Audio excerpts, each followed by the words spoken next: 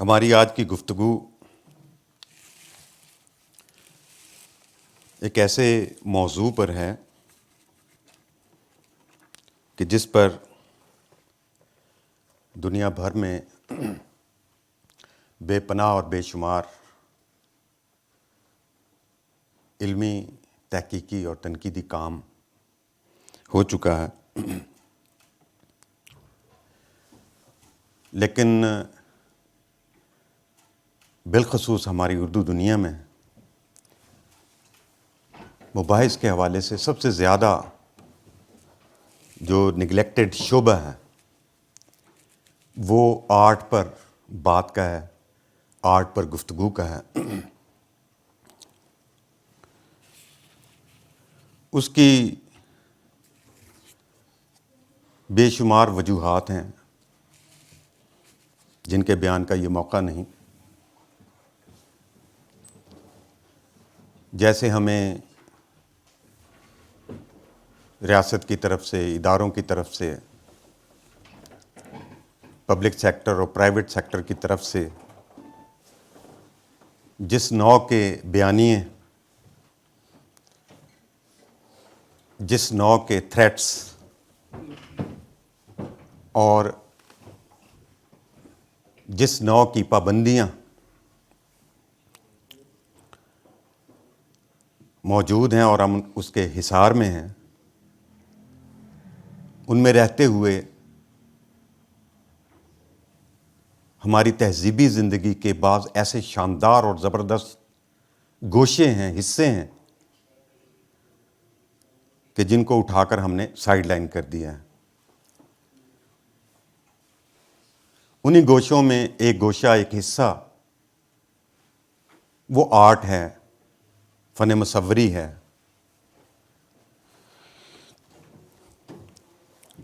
تو میرے دنیا بھر میں کئی مصور دوست ہیں، کنٹمپریری جو پینٹرز ہیں ان کے ساتھ روابط ہیں، تعلق ہیں، اور خود یورپ میں بھی پینٹرز کی کمیونٹی کے علاوہ آرٹ کی پذیرائی یوں نہیں ہے جیسے اس کا حق بنتا ہے۔ تو بالخصوص پینٹرز سے جب بھی آرٹ کے بارے میں گفتگو ہوتی ہے تو وہ اکثر و بیشتر وہی نصابی اور ٹیکسچول باتیں دہراتے ہیں کہ مجھے حیرت ہوتی ہے۔ ان کے فن پاروں کو، ان کی پینٹنگز کو جب میں دیکھتا ہوں تو ایک حیرت کدا ہمارے سامنے وجہ وہی ہے کہ آرٹ پر گفتگو، اس کی جگہ ہمارے سیاسی، سماجی، معاشی، مذہبی، ثقافتی اور دیگر معاملات اور مسائل مقامی سطح پر بھی اور عالمی سطح پر بھی اتنے زیادہ ہائی لائٹڈ ہیں کہ کسی تصویر کے بارے میں، کسی عمارت کے بارے میں گفتگو کرنا، بات چیت کرنا ایسے جیسے کوئی تضییع اوقات ہیں۔ تو اس وقت عالمی تمدن میں بھی اگر آپ دیکھیں تو بے شمار مسائل، اس کے اوپر بے شمار چینلز، بے پناہ کام جاری و ساری ہے، لیکن بالخصوص آرٹ کے اوپر، فنون لطیفہ میں بالخصوص فن مصوری پر اور فن تعمیر کے اوپر گفتگو اور بات چیت نہیں ہے۔ ہمارے کچھ سینئر اور بزرگ دوستوں نے آرٹ کے اوپر لکھا بھی ہوا ہے، لیکن اس کی نوعیت ایسی نہیں ہے کہ فی زمانہ جو ہمارا روزمرہ ہے، جو ہمارا محاورہ ہے، اس میں ان کی تفہیم جو ہے وہ ہمارے لیے کوئی کسی سہولت کا باعث ہو۔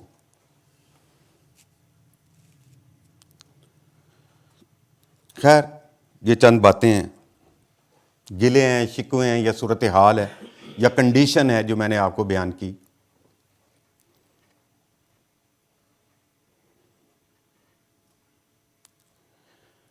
ڈیریڈا کی ایک کتاب ہے انڈرسٹینڈنگ آف اے پینٹنگ.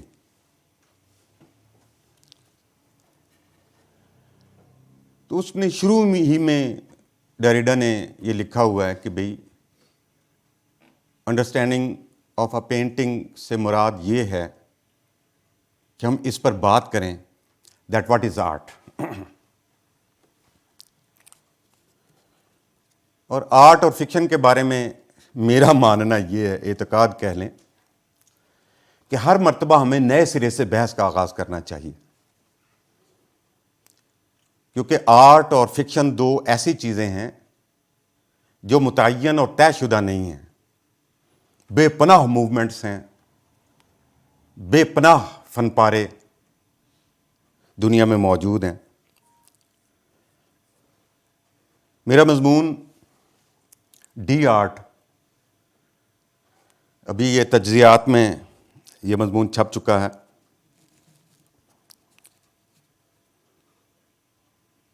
تو میرے موضوعات جو تھے بنیادی طور پر ان کا تعلق پوسٹ ماڈرن ڈیبیٹس کے ساتھ تھا، جس میں زبان ہے، ثقافت ہے، ادب ہے. تو وہ ایک اسٹریم لائن موقف جو میرا پوسٹ ماڈرن موقف ہے وہ اس پوری کتاب میں موجود ہے، آ رہی ہے. ڈاکٹر روش ندیم اس کا پریفیس جو ہیں وہ آج کل لکھ رہے ہیں، آ جائے گی جلدی انشاءاللہ، جنوری فروری کے اینڈ تک آ جائے گی. تو تبھی مجھے خیال ہوا کہ یہ جو آرٹ میں مختلف موومنٹس ہوتی ہواتی، اینٹی آرٹ ڈاڈاازم آپ نے نام سنا ہوگا، اینٹی آرٹ تک پہنچی، اور پھر ماڈرن آرٹ کی موومنٹس کا خاتمہ ہوا یا وہ جاری و ساری ہیں. اس سے پیشتر رینیساں کا جو کلاسیکل پیریڈ ہے فن مصوری کا، یہ سب کا میں احاطہ کروں گا.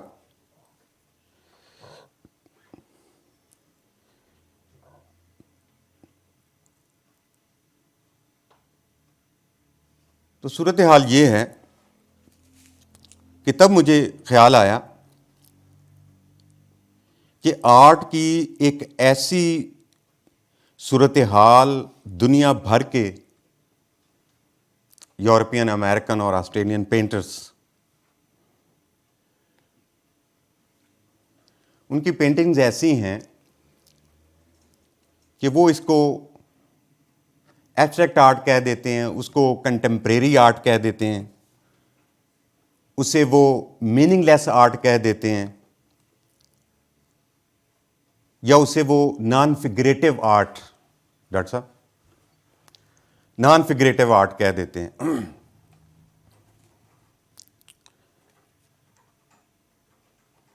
جبکہ میرے خیال میں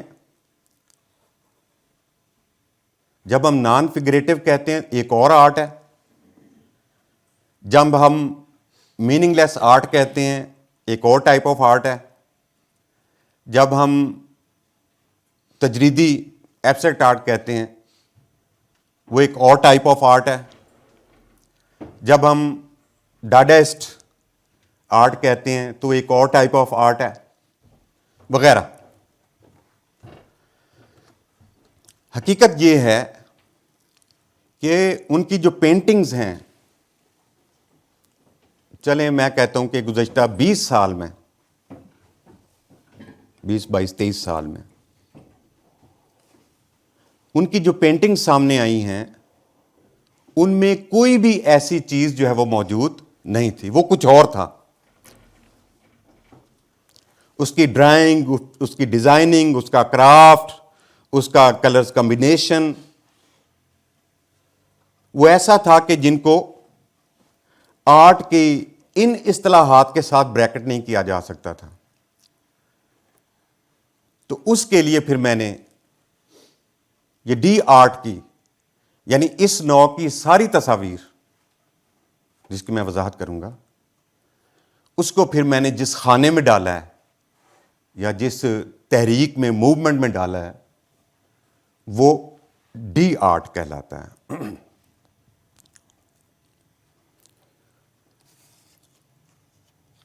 گفتگو کے آغاز میں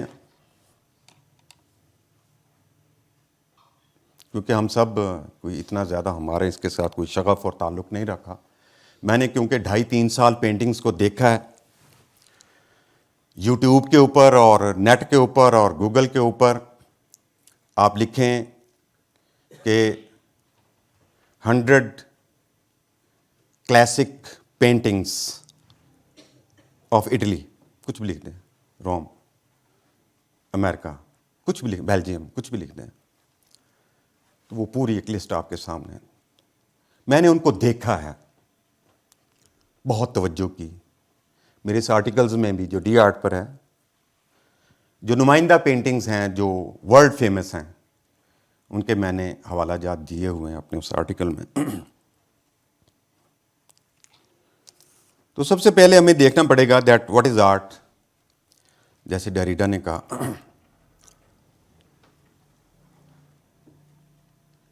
یہ جو زمانہ ہے جس کو ہم ماڈرن سے پوسٹ ماڈرن ورلڈ کہتے ہیں، یہ سپرلیٹیوز کے استعمال کی زبان اب باقی نہیں رہی. بہت شاندار، عظیم اور فقید المثال اور یہ وہ نہیں. وہ کسی مفکر سے جو شکل سے تھانے دار بھی لگتا ہو،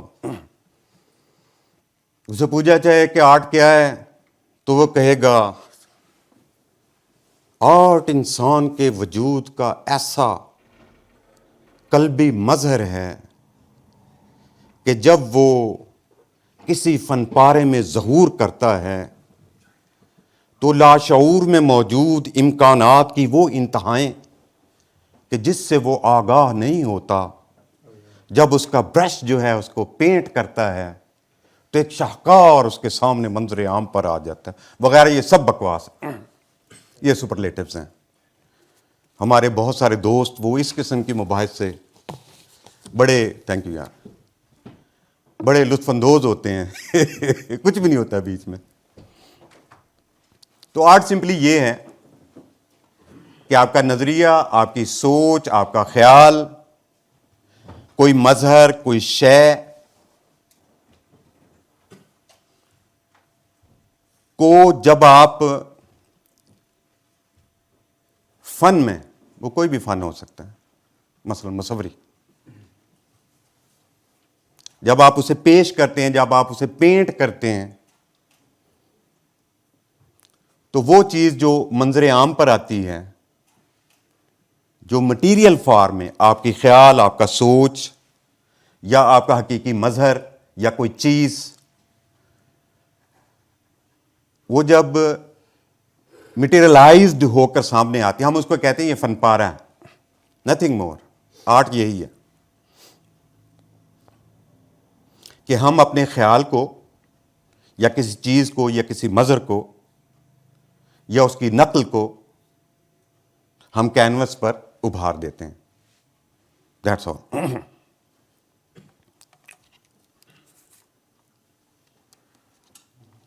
تو بنیادی طور پر یہ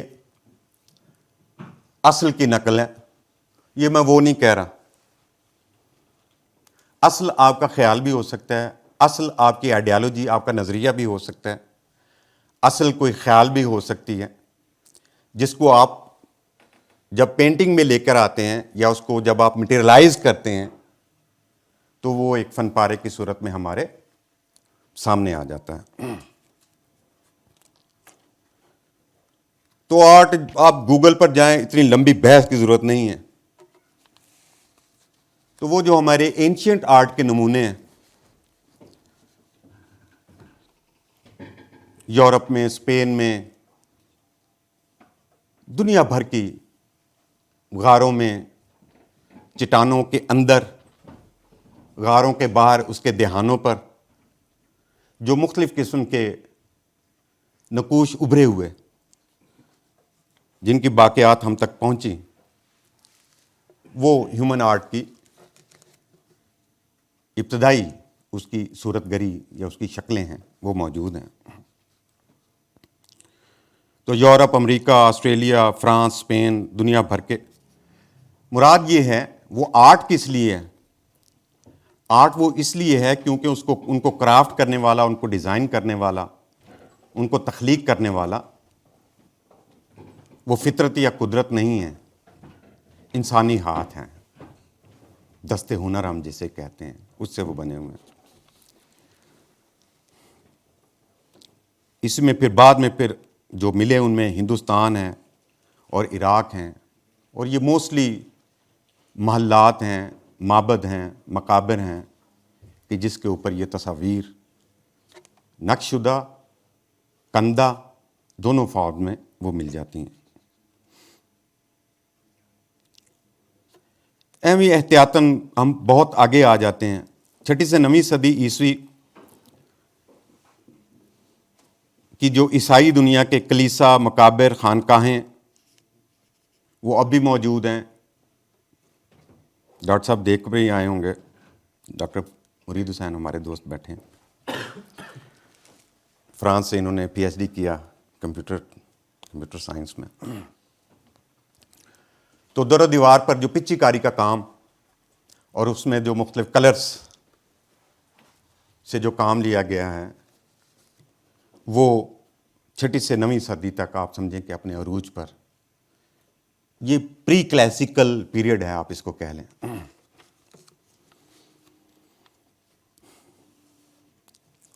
اور ان تمام کا جو محور ہے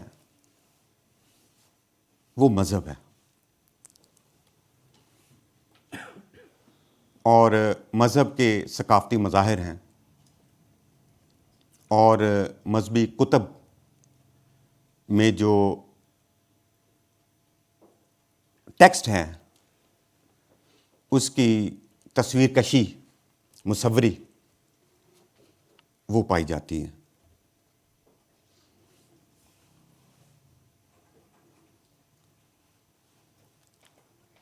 تو ان میں جو مصور ہیں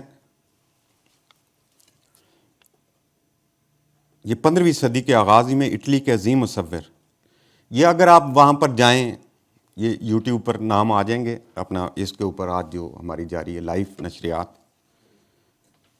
تو ماساکیو برانکاچی، اینڈریا مانٹیکا، فرانسس یان فوکا اور بیلجیم کے جان وین آئک،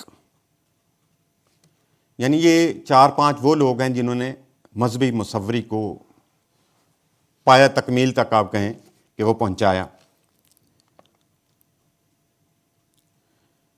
وہ اسی دوران 15ویں صدی سے ہی آپ جانتے ہیں، 14ویں صدی کے آخر سے آنورڈ عیسوی، تو نشت ثانیہ کا، رینیسانس کا پیریڈ جو وہ شروع ہو جاتا ہے. اس میں بھی مذہبی مصوری وہ ساتھ ہوئی، لیکن اس کے ساتھ ساتھ جو ہمارے 3 عظیم ترین پینٹرز تھے، لیونارڈو ڈی وینچی، مائیکل اینجلو اور رافیل، انہوں نے مذہب کے ساتھ ساتھ جو ان کی اپنی اختراعات تھیں، وہ مریم کو بنانا ہو، اپنا فرشتوں کو بنانا ہو، بادلوں کو بنانا ہو، خاص طور پر ہیومن باڈی اس کو بنانا ہو، ان لوگوں نے تینوں نے کمال دکھایا. اور یوں سمجھیں کہ تقریباً وہ پوری صدی جو ہے، اس کے اوپر ول ڈیورینٹ کی جو بک ہے رینیساں، وہ صرف ان تینوں پر ہی ہے، ان کے کام کے اوپر اور ان کے سراؤنڈنگز میں جو انسانی صلاحیت اور اہلیت کے باعث یا انسان کی ذہنی آزادی کے باعث وہ کلیسا وہ کمزور ہونا شروع ہو گیا، جس کا فائدہ جو ہے وہ ان مصوروں نے اٹھایا. تو انہوں نے ساتھ جو ایک مذہب کے علاوہ جو انسانی جذبات و احساسات، انسانی تصورات، انسانی خیال آرائی اس کو بھی انہوں نے اپنی پینٹنگز میں شامل کر دیا. ایک شاندار عہد کا آغاز جو ہے وہ ہو جاتا ہے. یہ ڈی آرٹ تک پہنچنے کے لیے ضروری ہے کہ ہم جستہ جستہ چنکس میں ان مختلف موومنٹس کو دیکھتے چلے جائیں. تو آپ جانتے ہیں کہ 19ویں صدی میں دنیا بدلتی ہے. لیونارڈو اینجلو اور رافیل کے کام سے آگے صورتحال آگے نکلتی ہے, اور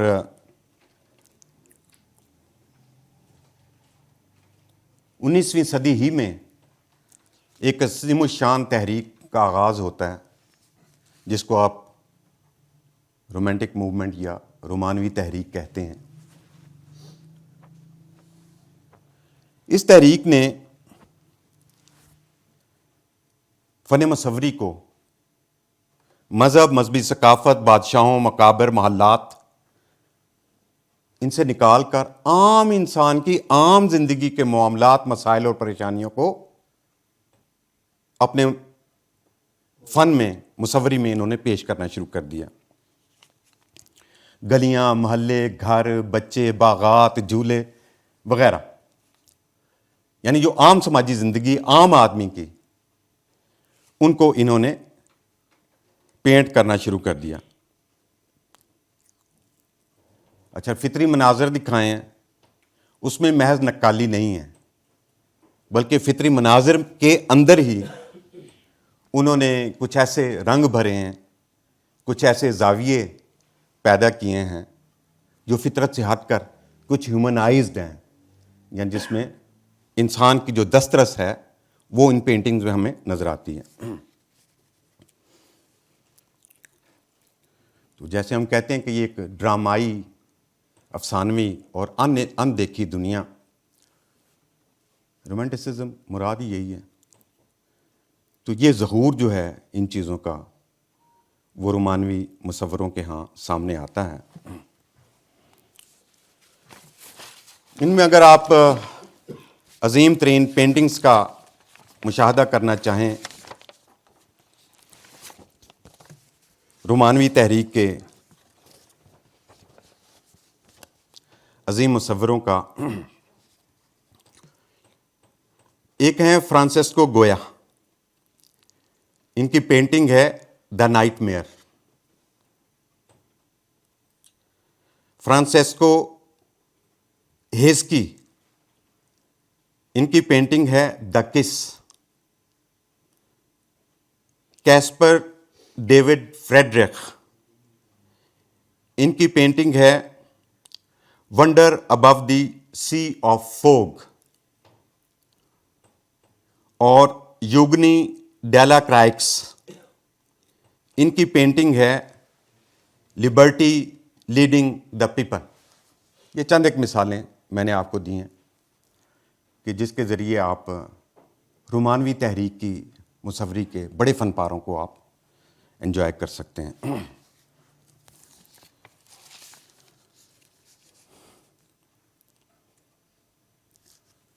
اچھا, یہ رومانوی تحریک کن بنیادوں پر سامنے آئی؟ وہ بنیادیں تھیں کلاسیکل آرٹ کی. کلاسیکل آرٹ جب ہم کہتے ہیں تو بادشاہ, شہزادے, شہزادیاں, محلات, ایک گرینجر, ایک بلندی, ٹھیک ہے, وہ ہمیں ان پینٹنگز میں نظر آتی ہیں. تو یہ جو کلاسکس کی پینٹنگز کی جو عظمت تھی, اس کے مقابلے میں جو رومانوی تحریک تھی, ٹھیک ہے, اس میں کوئی یعنی فن مصوری میں کوئی نئے تجربے نہیں ہوئے. انداز وہ بھی وہی کلاسکس ہیں, لیکن صورتحال کو بدل دیا گیا. السلام علیکم. صورتحال کو بدل دیا گیا. یعنی جو اشرافیہ کو جو موضوع بناتے تھے, رومانویوں نے اس کی جگہ عام آدمیوں کو موضوع بنایا. عام زندگی کو, عام سماج, گلیوں محلوں کی زندگی کو انہوں نے موضوع بنایا.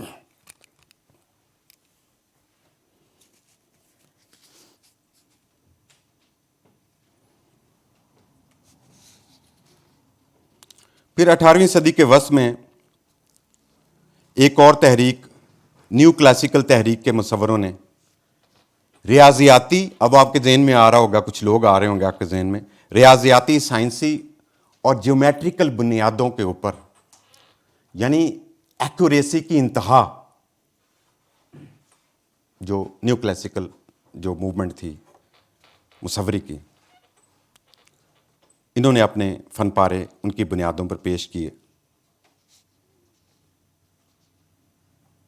آپ اس کو یوں سمجھیں کہ رومانویوں نے جو عام سماج اور عام زندگی کے مسائل اور معاملات کو اپنی پینٹنگز میں پیش کرنا شروع کیا تھا, ٹھیک ہے, تو وہ جو لوگ سمجھتے تھے کہ ہماری اصل, ہماری بنیاد جو ہے وہ گلیاں محلے نہیں ہیں, اشرافیہ ان کا کلٹ, ان کا کلچر ہے, ان کا مذہب ہے, ان کے بیانیے ہیں, وہ گرینجر اور عظمت, وہ کلاسیکل پیریڈ کے احیاء کی ایک کوشش جو ہے وہ نیو کلاسیکل جو موومنٹ تھی مصوری کی, اس میں وہ کی گئی. لیکن یہ بھی شاندار اور عظیم الشان کام جو ہے وہ سامنے آتا ہے. تھوڑا اور آگے آ جائیں. یہ نیو کلاسیکل پینٹنگز آپ لکھیں گے تو وہ درجنوں, بیسیوں وہ آپ کے سامنے آ جائیں گی.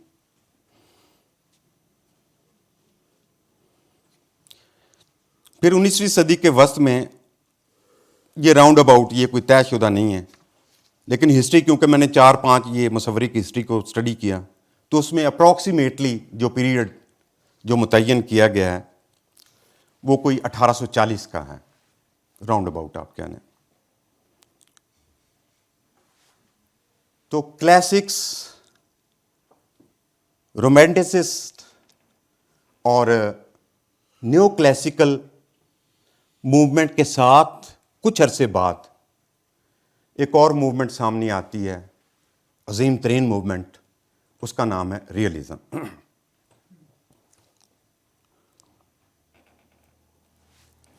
اب ریئلزم میں کیا ہوا؟ مزدور, کسان, ریڑی بان, تانگا بان, کوچوان, نچلے طبقات سے تعلق رکھنے والے, موچی نائی وغیرہ. ریئلزم میں کیونکہ زندگی کی جو ریالٹی ہے وہ شاہوں اور اشرافیہ وہ تو فیس ہی نہیں کرتے ریالٹی کو. ریالٹی جو ہے وہ خوشی کا, عظمت کا, شکوہ کا, روپے کا, دولت کا, محلات کا اور پیسوں کے انبار کا نام تو ریالٹی نہیں ہے. ریالٹی وہ ہے جس کو انسان اپنے خون میں, اپنی ہڈیوں, اپنے جسم پر فیس کرتا ہے. تو جو ریئلزم کی موومنٹ تھی حیرت انگیز طور پر, اس نے ہمارے جو نچلے طبقات تھے, پسماندہ, ان کی زندگیوں کو انہوں نے اس میں پینٹ کیا ہے. اب آپ دیکھیں, وہ میں نے ڈی آرٹ کی طرف جانا ہے, تو یہ جو ہے یہ رومانوی تحریک کے بعد ریئلزم کی موومنٹ نے اشرافیہ کے بیانیوں سے انحراف کیا ہے پینٹنگ کی اس موومنٹ میں, ریئلزم کی موومنٹ میں. تو اس میں بھی اگر آپ تصاویر دیکھنا چاہیں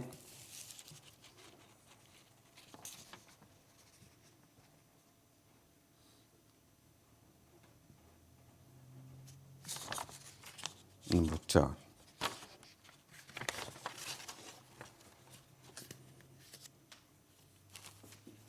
یہ ناموں سے پتہ چل جائے گا.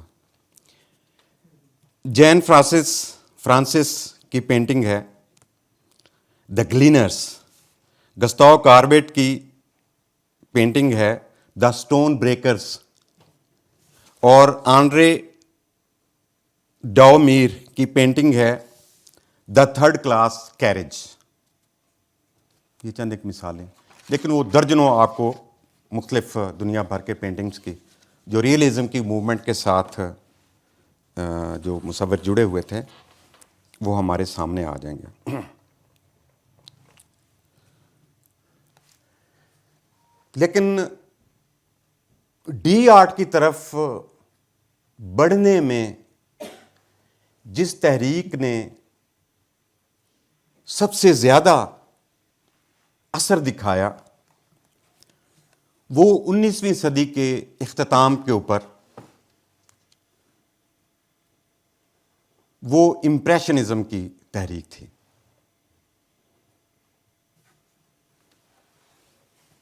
اب ریئلزم کے مقابلے میں کیا آ گیا؟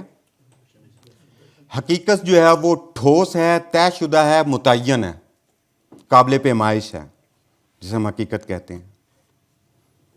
وہ کہتے ہیں نا اب یہ کیا پینٹنگ ہوئی، آپ نے ایک چیز دیکھی اور اس کی نقل تیار کر دی، ٹھیک ہے نا. آپ نے ایک بوڑھے بزرگ کسی کام سے متعلق کسی شخص کو، مزدور کو آپ نے دیکھا، اس کو آپ نے پینٹ کر دیا، یہ تو ہو گیا جی ریئلزم. اوکے. وہ کہہ رہے کہ ریئلزم کو یا ریالٹی کو انسان جو ہے وہ فیس کرتا ہے، اور وہ جو فیس کرتا ہے وہ محض دیکھنا نہیں ہے، اس کا وجود ہے اور اس کے جذبات و احساسات ہیں. تو ریالٹی کا، حقیقت کا جو متعین ہے، طے شدہ ہے، جو فارمیٹڈ ہے، اس کا امپریشن، اس کا امپیکٹ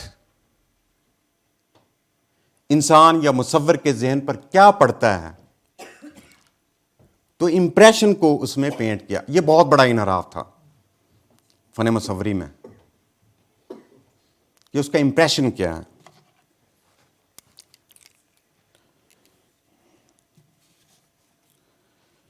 تو انہوں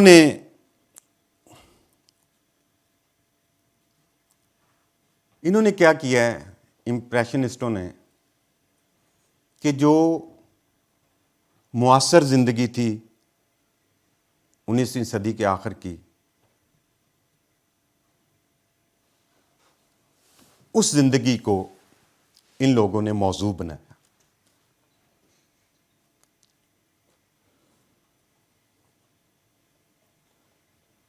اور اس کے امپریشن کو، اس میں یہ ہوتا ہے کہ مختلف ایک بڑا کینوس ہے اور اس کے اوپر برش کے ذریعے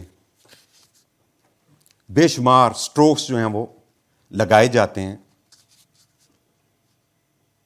جب آپ اس کو نزدیک سے دیکھتے ہیں تو کچھ بھی نہیں ہوتا، لیکن جیسے جیسے آپ پیچھے ہٹتے چلے جاتے ہیں تو ایک جگہ ایسی آ جاتی ہے جہاں پر پوری ایک صورتحال جو ہے وہ ساتھ جائیں گے. جس طرح آپ کے پکسل جو نہیں ہیں تصویر کے، جتنا آپ پھیلاتے چلے جاتے ہیں وہ تصویر پھٹتی چلی جاتی ہے، اس کو جتنا آپ کمپوز کرتے ہیں وہ اتنا ہی زیادہ واضح ہوتی چلی جاتی ہے. تو یہ ایک شاندار موومنٹ. لیکن انہوں نے اب فرق پڑا نا کہ معاصر زندگی وہی جو گلیوں، بازاروں، محلوں، شہروں میں بسر ہوتی تھی، اسی کو امپریشنسٹوں نے موضوع بنایا.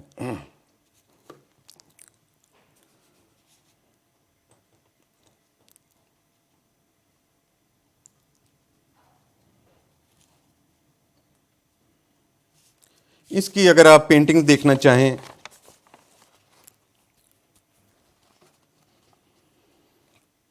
تو اس میں ہم دیکھ سکتے ہیں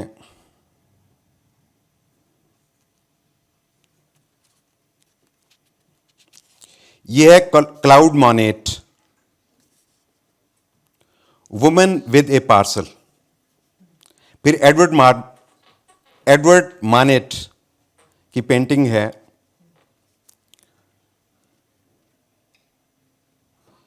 یہ میرے خیال میں یہ فرینچ میں ہے شاید، بریدے پولس برگرے، لیکن یہ دیکھنے والی پینٹنگ ہے. پھر ایڈیگر گاس کی پینٹنگ ہے دا ڈانس کلاس. معاف کیجیے، جب اس کو اسپیل کریں گے گوگل میں تو انگلش الفابیٹ سے کریں گے نا, ڈی آر ہاں جی, BARATHE, ARATHE, بریتھے, تھینک یو, ہاں, پولیس POLIES, اور برگرے کچھ لکھا ہوا ہے. ایگر ڈیگاس کی پینٹنگ ہے دا ڈانس کلاس, اور گستاؤ کیلیبوٹ کی پینٹنگ ہے پیرس اسٹریٹ رینی ڈے. یہ بہت شاندار, یہ اس کو تو ضرور دیکھیں. بس سمپلی پیرس اسٹریٹ رین ڈے آپ لکھیں گے تو وہ پینٹنگ سامنے آ جائے گی آپ کے. اور ویلنٹائن سیرو, اس کی پینٹنگ ہے گرل ود پیچز. یہ بہترین مثالیں ہیں اس حوالے سے, جس موومنٹ کا میں نے ذکر کیا ہے, امپریشنزم کی.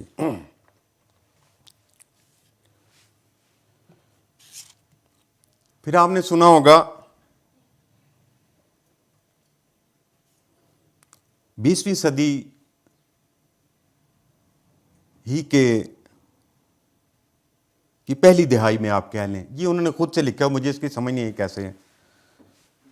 20ویں صدی کی پہلی دہائی سے ایک اور موومنٹ جو ہے وہ سامنے آتی ہے, جس نے فن مصوری کی تاریخ کو بدل ڈالا.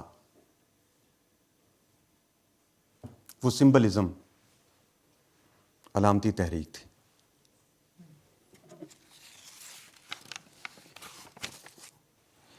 اب علامت کے اوپر ظاہر ہے ہم بے شمار بحثیں کر سکتے ہیں.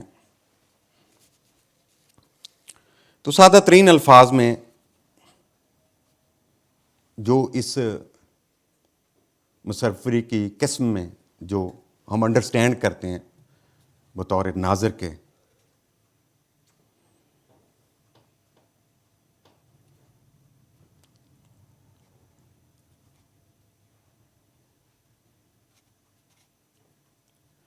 اس میں بھی وہی ہوا کہ فطرت, اشیاء اور مناظر, تین چیزیں ہو گئی. فطرت, اشیاء اور مناظر کی نقل کی بجائے معنویت, تجزیے اور نقد کے خد و خال کو ابھارا گیا.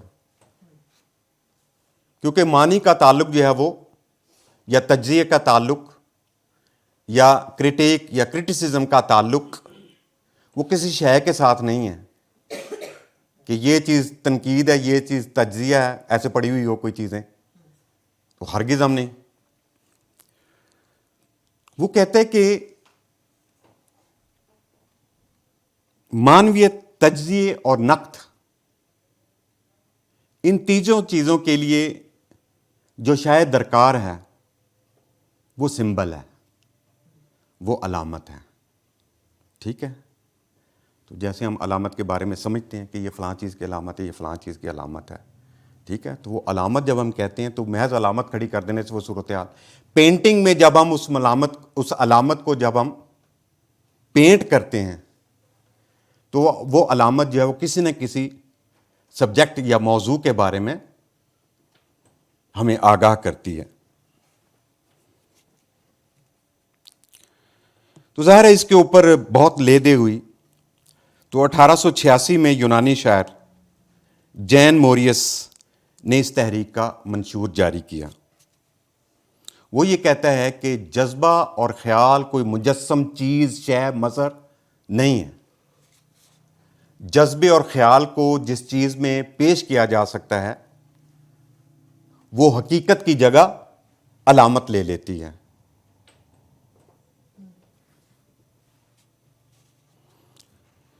تو یہ موومنٹ جو ہے, موومنٹس تب سے اب تک یہ ساری موومنٹ چل رہی ہیں. مختلف شاعر ان موومنٹس میں اپنے اپنے کام جو ہے وہ دے رہے ہیں.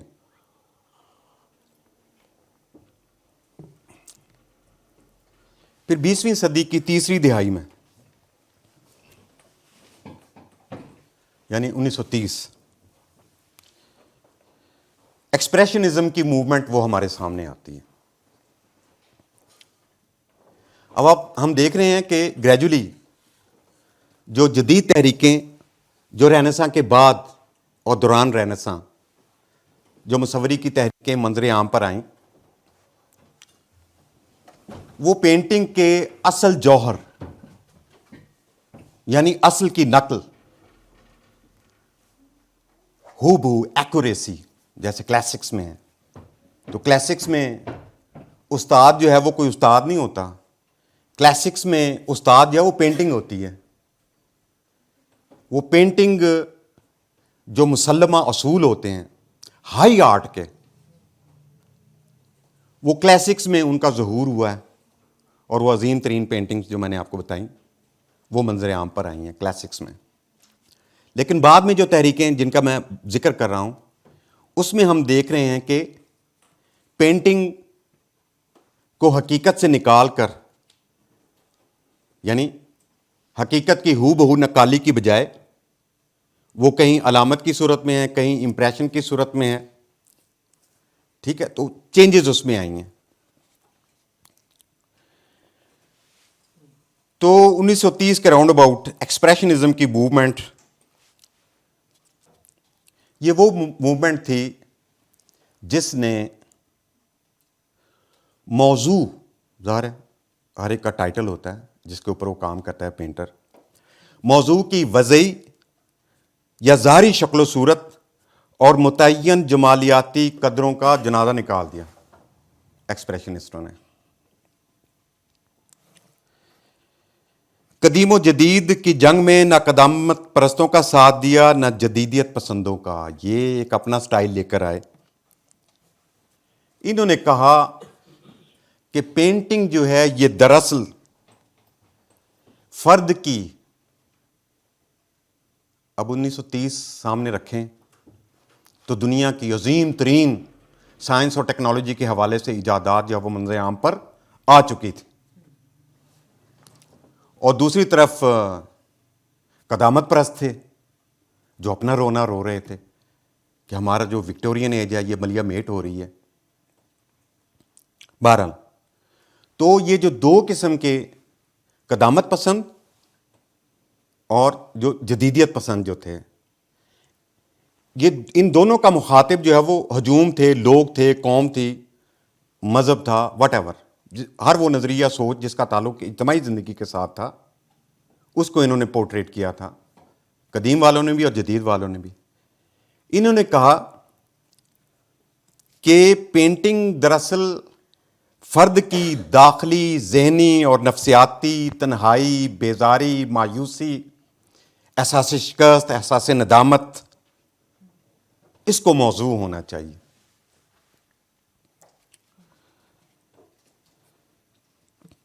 اس کے پیچھے کیا چیز تھی کہ فرد 20ویں صدی میں 1930 تک فرد ایک ایسی انسانی مخلوق کا نام تھا کہ جس نے دنیا بھر کے جو بڑے بڑے مذہبی، نسلی، قومی جو معاملات تھے یا جو بیانیے تھے، انہوں نے بتایا کہ ان کا شکار ہونے والا کون ہے. تو ایکسپریشنسٹوں نے ان تمام بیانیوں کا شکار ہونے والا کس کو قرار دیا؟ فرد کو. کہ مذہب کے نام پر، نسل کے نام پر، قومیت کے نام پر، کسی بھی نام کے اوپر جب بھی کسی نظریے کے تحت جنگ لڑتی ہے یا ہیٹریڈ یا عصبیت وہ سر اٹھاتی ہے، اس کا سارا بوجھ جو ہے وہ فرد کو اٹھانا پڑتا ہے. تو انہوں نے اپنی پینٹنگز میں فرد کی تنہائی کو، شکست کو وہ انہوں نے پیش کیا. گویا انہوں نے اپنے آپ کو جو مذہبی، نسلی، قومی، ثقافتی بیانی ہے اس سے الگ کر لیا اور فرد کو انہوں نے فوکس کیا کہ فرد ان کو کیسے فیس کرتا ہے.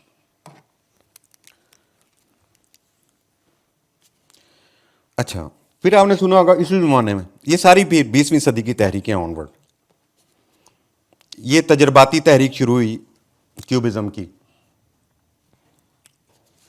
اچھا، ایکسپریشنسٹوں میں وہ میں بھول گیا، جو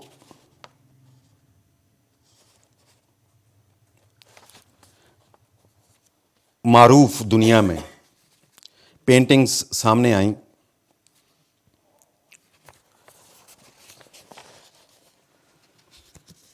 ان میں وان گو آپ نے نام سنا,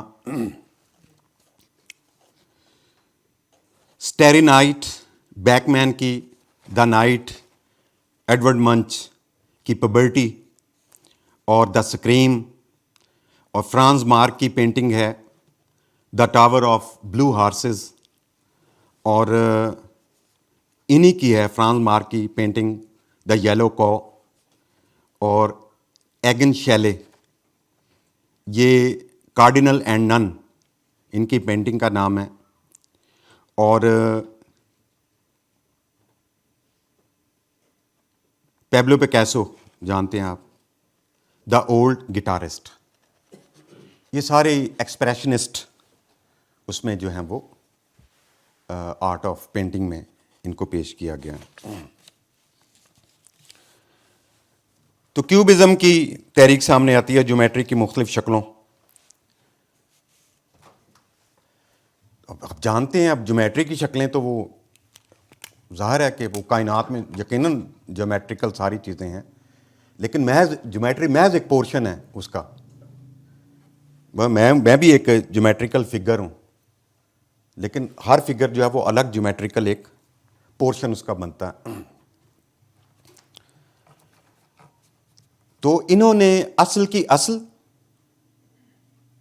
ٹھیک ہے, جیسے فوٹوگرافی ہوتی ہے, اصل کی اصل یا اصل کی نقل کی جو اجارہ داری تھی وہ ختم کر دی, اور انہوں نے یہ ایک اصل چیز ہے نا, اس کو ہو بہو جب میں پینٹ کرتا ہوں تو اصل ہو گیا, ٹھیک ہے. اصل کی ایک نقل بھی ہوتی ہے, آپ اصل کو دیکھتے ہیں, سوچتے ہیں, اور اس کے اوپر آپ اس کو پینٹ کر دیتے ہیں, ٹھیک ہے. تو اصل کی اصل یا اصل کی نقل کی اجارہ داری انہوں نے ختم. یہ ایک اور فارم آف پوئٹری تھی جس میں انسان, سورج, ستارے, زمین, کرسی, میز, آسمان وغیرہ, یہ سارا کا سارا یہ جو جیومیٹری کے مختلف زاویے اور وہ جو بنتی ہیں تصاویر, اشکال, یہ اس کے اوپر یہ پینٹنگ جو ہیں وہ بیس کرتی تھیں.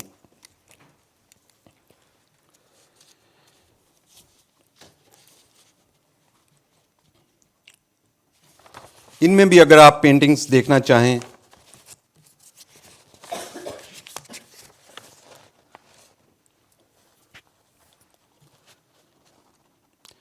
یہ پیبلو پیکاسو کی ہے گرل ود مینڈولن, اور جین میٹ زنگر کی پینٹنگ ہے, یہ کوئی فرینچ میں نام ہے کیونکہ انگریزی میں نہیں لکھا ہوا تھا تو وہ دیکھ لیں. فرڈینینڈ لیگر, لا نوس ہے, NOCE, ڈاکٹر صاحب یہی بنے گا, لانوس. اور جارجز براک کی فلم ہے پروٹوجیز, دا پروٹوجیز, اور سیلواڈور ڈالی آپ جانتے ہیں, نام سنا ہوگا, ان کا سیلف پورٹریٹ. یہ کیوبسٹ فارم میں یہ دنیا کی مشہور ترین پینٹنگز ہیں جن کا ذکر میں نے آپ کے ساتھ کیا ہے. اب آپ دیکھیں کہ کیسے آہستہ آہستہ جو مصوری ہے وہ فگر کی اوریجنیلٹی کو یا فگر کی حقیقت کو کیسے وہ ڈسکارڈ کر رہی ہے, کیسے اس کے اندر ترامیم اور چینجز جو ہیں وہ لے کر آ رہی ہے.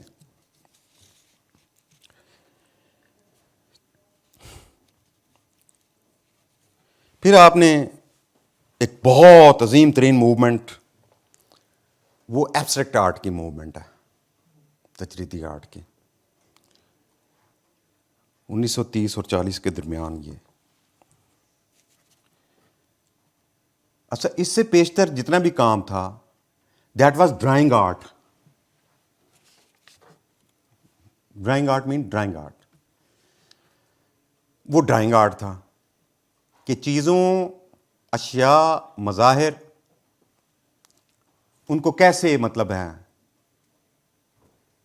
کسی فگر میں لانا ہے. کیوبسٹ فارم جو ہے وہ بھی ایک فگر ہی بنتا ہے. تو تجریدی آرٹ نے یہ جو فگریٹو میننگ فلنیس تھی اس کو ختم کر دیا اور ایبسٹریکٹ میں لے آئے. ایبسٹریکٹ کو ہم کیسے سمجھ سکتے ہیں؟ دو فارمز ہیں. ایک ایبسٹریکٹ ہے, دوسری کانکریٹ ہے. ٹھیک ہے جی. مثلاً کسی پنکھے کے 310 پرزے ہیں, ان کو ہم یہاں پر رکھ دیں تو ہم یہ نہیں کہیں گے یہ نلکا ہے یا ٹیوب ویل ہے, ہم کہیں گے یہ پنکھا ہی ہے, لیکن یہ ایبسٹریکٹ فارم میں ہے. جب ہم اس کے اجزاء کو جوڑتے ہیں تو وہ پنکھا کانکریٹ فارم میں آ جاتا ہے. اچھا, فن مصوری میں کیا ہوتا ہے کہ آپ اورنج کے بارے میں سوچتے ہیں, اورنج کی شیپ ہے, اس کا رنگ اورنج ہے, اور وہ یوں ہوتا ہے, ساتھ اس کے دو پتے ہرے یوں ہوتے ہیں. ایبسٹریکشن میں کیا ہوتا ہے؟ یہ وہی پتوں کا ذکر آپ کریں جو بچپن میں آپ نے تصویر دیکھی. حالانکہ وہ بغیر ہزار ہے بغیر پتوں, بکتے ہی وہی ہیں, پہلے اتارے ہوئے ہوتے ہیں. تو اس کو وہ ایبسٹریکشن میں وہ اپنے حساب سے دیکھتا ہے کہ یہ جو اورنج ہے اس کو ایک سائڈ سے بلو ہونا چاہیے, درمیان سے اس کو ریڈ ہونا چاہیے, ادھر سے گرین ہونا چاہیے, ادھر سے پرپل ہونا چاہیے. یعنی وہ کیسے دیکھتا ہے اورنج کو. یہ ایم ہی ایک بہت ہی عام سی مثال دی ہے. پینٹنگز آپ دیکھیں گے تو آپ کو کچھ اندازہ ہوگا کہ صلاح الدین کیا کہہ رہا ہے. تو یہ ایبسٹریکشن کی موومنٹ, یہ جیسے میں نے بتایا کہ ڈرائنگ آرٹ, اب اس میں بھی ایک پرابلم ہوا ہے. جو ایبسٹریکٹ آرٹ کے نمونے ہوتے ہیں موسٹلی اس کے اوپر کوئی ٹائٹل نہیں لکھا ہوا ہوتا. ہم خود سے ایزیوم کرتے ہیں, اچھا یہ گھوڑا ہوگا, اچھا یہ اناناس ہوگا, اچھا یہ کوئی لڑکی ہے جو بیٹھی ہوئی ہے. ٹھیک ہے. ایبسٹریکٹ آرٹ, ہمارے ایک دوست فیاض تھے, انہوں نے مجھے اپنی پینٹنگ دکھائی. وہ 3 گھڑے, وہ نہیں اس کو کیا کہتے ہیں انگریزی میں, وہ جو لمبے بیرل ہوتا ہے, وہ 3 گھڑے ایسے ہیں, مٹکے, ہاں, وہ ایسے پڑے ہوئے, 2, ایک ایسے ہے, ایک ایسے, ایک نیچے گرا ہوا ہے. مجھ سے پوچھتا ہے یہ کیا ہے. میں نے کہا کہ یہ 3 گھڑے نہیں ہیں, یہ 3 عورتیں ہیں, 2 قیام کی حالت میں اور ایک سجدے کی حالت میں.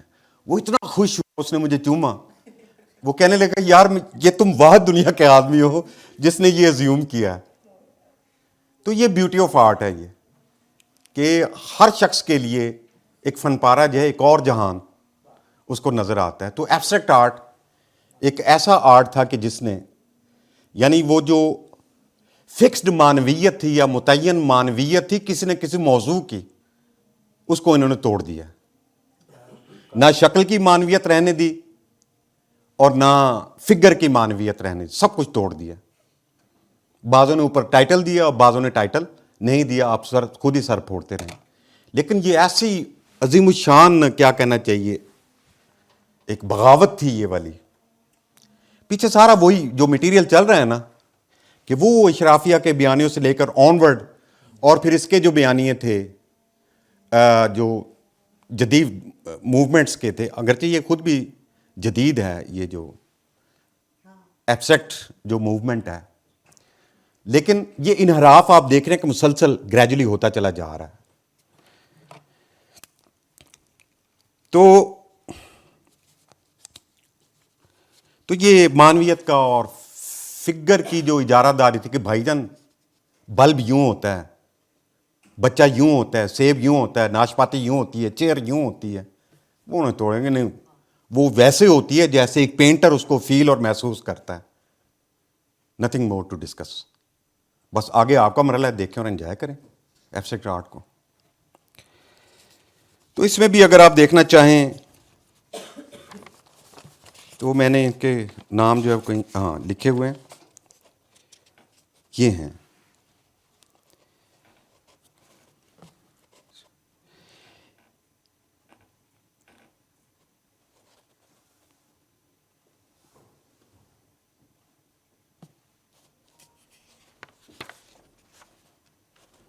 تو اب اس میں نا 8 چلیں, وہ آپ دیکھ سکتے ہیں اس کے اوپر. آپ لکھیں گے نا 10 great paintings of abstract art, تو وہ سامنے آ جائیں گے. میں نے بھی ساری وہاں سے دیکھی ہیں. اچھا, پھر آگے آ جائیں تھوڑا سا.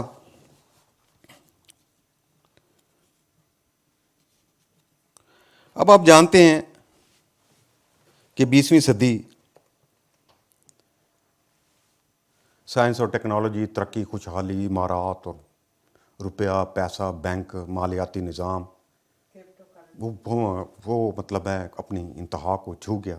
ایک نئی دنیا جس کے پیچھے سرمایہ دار اور سرمایہ بیٹھا ہوا تھا, اور اسی کے نیچے ساری زندگی کے ادارے جو ہیں وہ سرمایہ داری نظام کے تحت جو ہیں وہ پنپتے ہیں, پھلتے پھولتے ہیں اور انسان کی خدمت کرتے ہیں.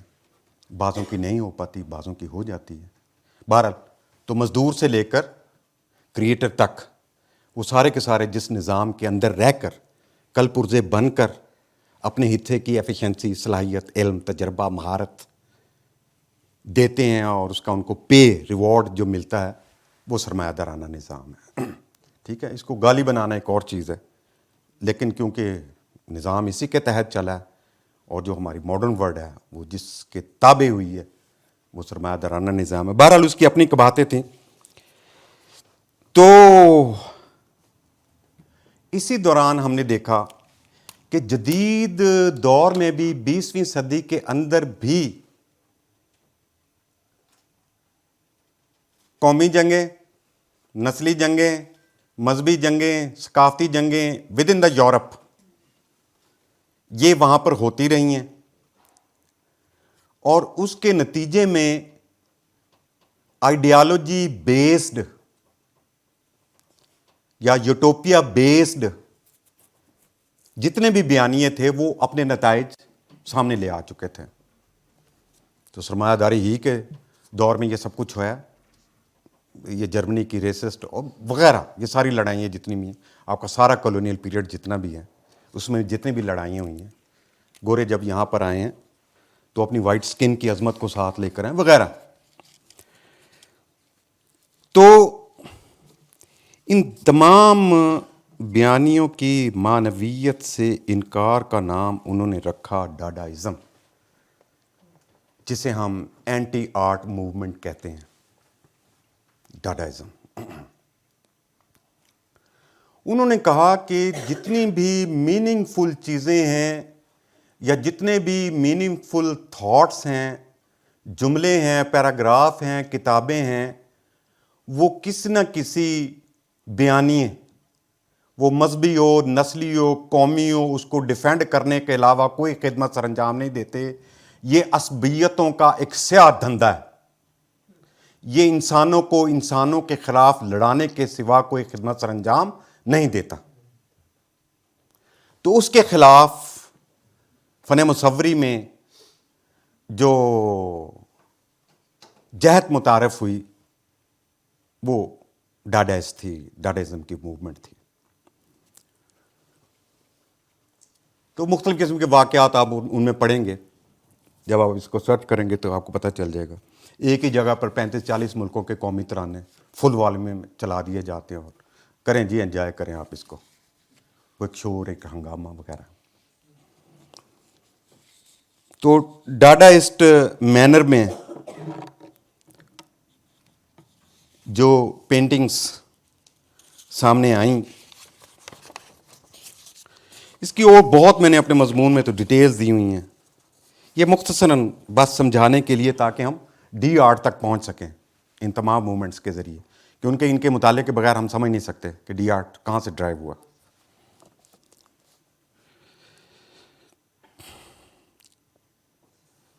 یہ ہے مارس ڈوشیمپ کی پینٹنگ ہے, اس کا نام ہے فاؤنٹین. ایک اور ان کی پینٹنگ یہ دیکھنے لائق ہے, یہ LHOOQ درمیان میں فل سٹاپس لگائے ہوئے ہیں. اور اینڈرے کی پینٹنگ ہے گلاس ٹیئرس, اور ہینز آرپ کی پینٹنگ ہے شرٹ फ्रंट एंड पोर्क, ये लफ्ज़ियात से आपको पता चल रहा होगा। और फ्रांसिस पेकाबिया की है girl born without a mother.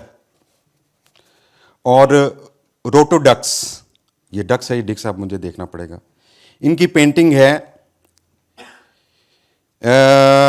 प्रेगर स्ट्रेसे, STRASSE, प्रेगर स्ट्रेसे, Kurt शेवेटर्स, इनकी पेंटिंग है नोबल लेडीज।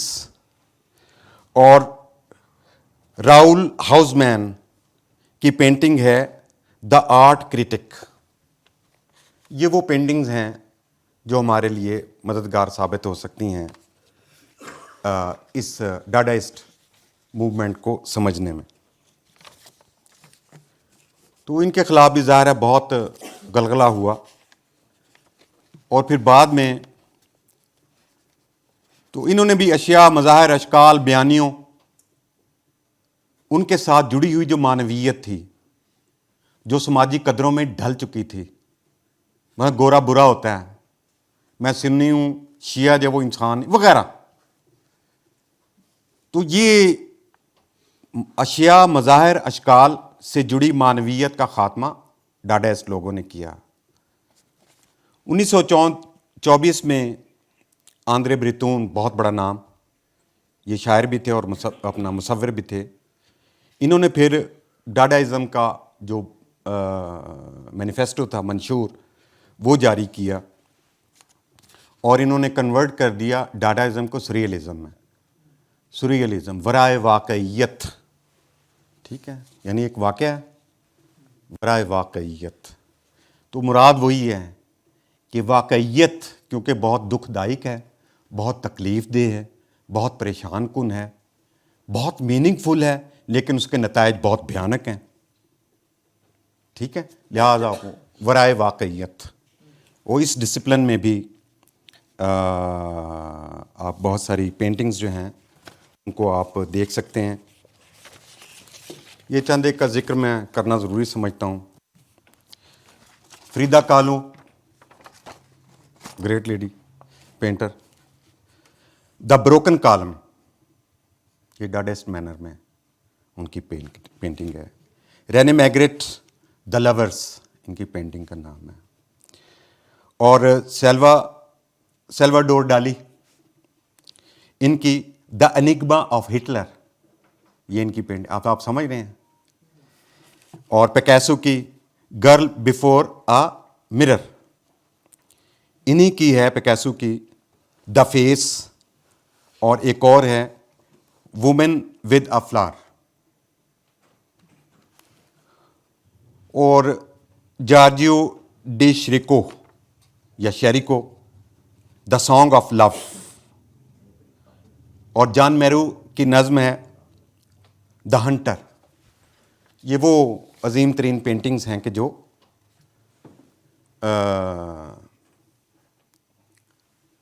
डाडाइस्ट प्लस कौन सा बताया था, सुरियलिस्ट मैनर में ये पेंटिंग जो है वो मंजर यहाँ पर हैं। तो इन्होंने वाकईयत पर तरजीह दी है इम्कान को और गुमान को। तो रीज़न उसकी वो पॉलिटिकल रीज़न भी आप ढूंढ सकते हैं, कल्चरल रीज़न भी आप ढूंढ सकते हैं, रिलीजियस रीज़न भी, रेसिस्ट रीज़न भी आप ढूंढ सकते हैं। तो 1945 में आपको पता है कि एटमी धमाके अमेरिका, जी 1950 के बाद जदीदियत की सारी तहरीकें अरूज हासिल करके दुनिया भर में जो मुसव्वरी के जो निसाबात हैं उनका वो हिस्सा बन चुके थे। अजीम तरीन काम जो है वो 1950 तक कमोबेश वो हो चुका था इन तमाम मूवमेंट्स में।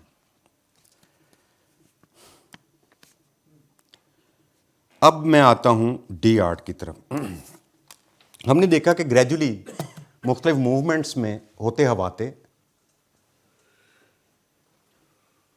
मीनिंगफुलनेस से इनहराफ किया गया, اشیاء کی ماہیت شکل و صورت جیسے کہ ہوتی ہے اس سے انحراف کیا گیا ہے. جو جیومیٹریکل ایکوریسی تھی فگرز کی، اشیاء کی، مظاہر کی، اس سے انحراف کیا گیا ہے. آرٹ جو ہے وہ اشیاء اور مظاہر اور ان سے متعین معانی جو ہیں وہ اس سے نجات حاصل کر کے آرٹ برائے آرٹ کی کسی پوزیشن میں وہ گریجولی ہم دیکھ رہے ہیں کہ داخل ہو رہا ہے. یعنی سماجی موضوعات، بیانیے ان کے موضوعات، ثقافت ان کے موضوعات، سماج اور اس کے موضوعات، یہ گریجولی ہم دیکھ رہے ہیں کہ ایلیمینیٹ ہوتے چلے جا رہے ہیں. اس کی جگہ ایک اور صورتحال ظہور پذیر ہو رہی ہے. اور یہ صورتحال ایسی ہے کہ جب ہم پینٹنگ کہتے ہیں، جو ہمارے ذہن میں پینٹنگ کا تصور ہے وہ سارا سپائل ہو جاتا ہے. ڈاڈیس کو جب آپ کے ذہن میں تو پینٹنگ، یہ بابا ہے، یہ بچہ ہے، یہ درخت ہے، یہ کوا ہے، یہ فلان ہے، ڈمکان ہے، جیسے ہم سوچتے ہیں پینٹنگ جو ہمارے ذہن میں آتا ہے. تو ان جدید موومنٹس نے by the course of time gradually یہ جو دو سطحیں تھیں اس کا فگریٹو ہونا اور اس کا میننگ فل ہونا، ان دونوں سے انحراف یہ ان تمام موومنٹس میں ہوتا واتا یہ سریلزم تک یہ جو ہے وہ پہنچتا ہے. اچھا، اب میں کچھ وضاحت کر دوں کہ اس کے بعد ڈی آرٹ کی کنڈیشن یا اس کی صورتحال کیا بنتی ہے.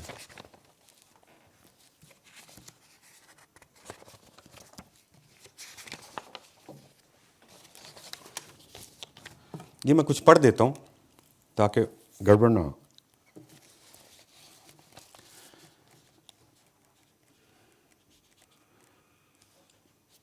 پوسٹ ماڈرن آرٹ تک آتے آتے دو سطحوں پر آرٹ میں، یعنی 1950 کے بعد کی میں بات کر رہا ہوں جب میں پوسٹ ماڈرن آرٹ کی بات کرتا ہوں. پوسٹ ماڈرن آرٹ تک آتے آتے دو سطحوں پر آرٹ میں نئی اچھوتی اور حیرت انگیز بنیادیں رکھی گئیں. الف، آرٹ میں سماجی، سیاسی، ثقافتی معنویت کا خاتمہ.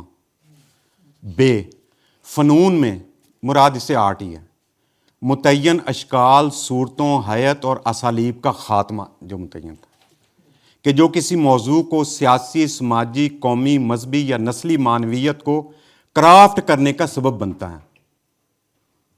اس کی مقصدیت آرٹ کی، اس کو ختم کر دیا گیا. ڈی آرٹ کی تعریف بھی انہی دو خصوصیات کی بنیاد پر طے کی جائے گی. ڈی آرٹ کی اصطلاح کہاں سے ہے، اس کا بانی کون ہے؟ اگر یہ نقطہ نظر بانی تو میں ہوں.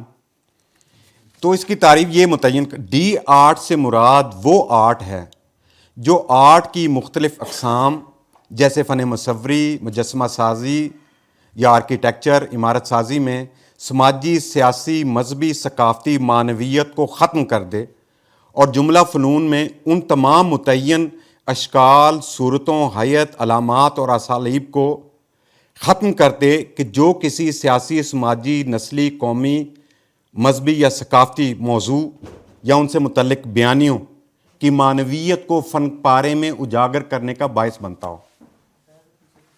یہ ہے، میں اس کو آسان کر دیتا ہوں کہ یہ جتنی بھی ماڈرنسٹ جو موومنٹس تھیں ان تمام کے پیچھے کہیں نہ کہیں جب ہم کہتے ہیں نا موضوع، تو موضوع کا تعلق ظاہر ہے، موضوع اس کا نزول تو نہیں ہوتا. ہر موضوع کا تعلق کسی نہ کسی بیانیے سے ہوتا ہے. وہ مذہبی ہوگا، وہ نسلی ہوگا، وہ سماجی ہوگا، وہ ثقافتی ہوگا، وہ قومی ہوگا. ٹھیک ہے نا، وہ الگ سے تو کوئی لفظیات نہیں ہوتی.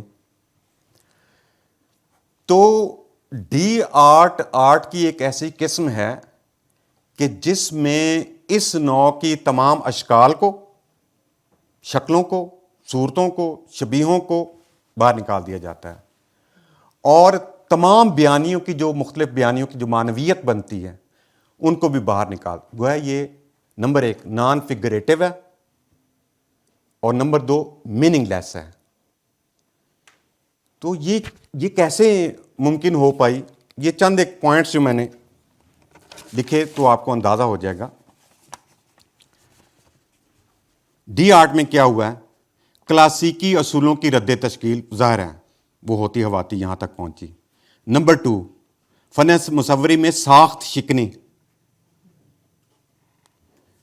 ڈیکنسٹرکشن. بیانیوں کی اجارہ داری کا خاتمہ، سچائی کی حتمیت سے انکار، اصول، ضابطے، فیصلے، نظام، سیاسی و معاشی اشرافیہ کی لونڈی. پھر ہے عصبیت کا خاتمہ، یعنی کوئی بھی پینٹنگ جس میں کوئی فگر ہوگا یا وہ اس میں کوئی معنویت ہوگی تو وہ کسی نہ کسی عصبیت کا ضرور مظہر ہوگا. ظاہر ہے کسی نہ کسی عصبیت کا. یعنی اگر آپ وہ میں نے کہیں ذکر بھی کیا ہے تو یہ جو تھے امپریشنسٹ تھے تو انہوں نے اگر ایک باغ میں سیاہ فام عورت کو بیٹھا دکھایا تو امریکہ میں ہنگامے کھڑے ہو گئے کہ بھائی جان یہاں پر سفید فام عورت کیوں نہیں ہے. یہ کتنی کرٹیکل بات ہے یہ. اچھا سفید فام عورت بنا دیا تو وہ کہتے بھائی جان اس میں سیاہ فام عورت کیوں نہیں بٹھائی گئی.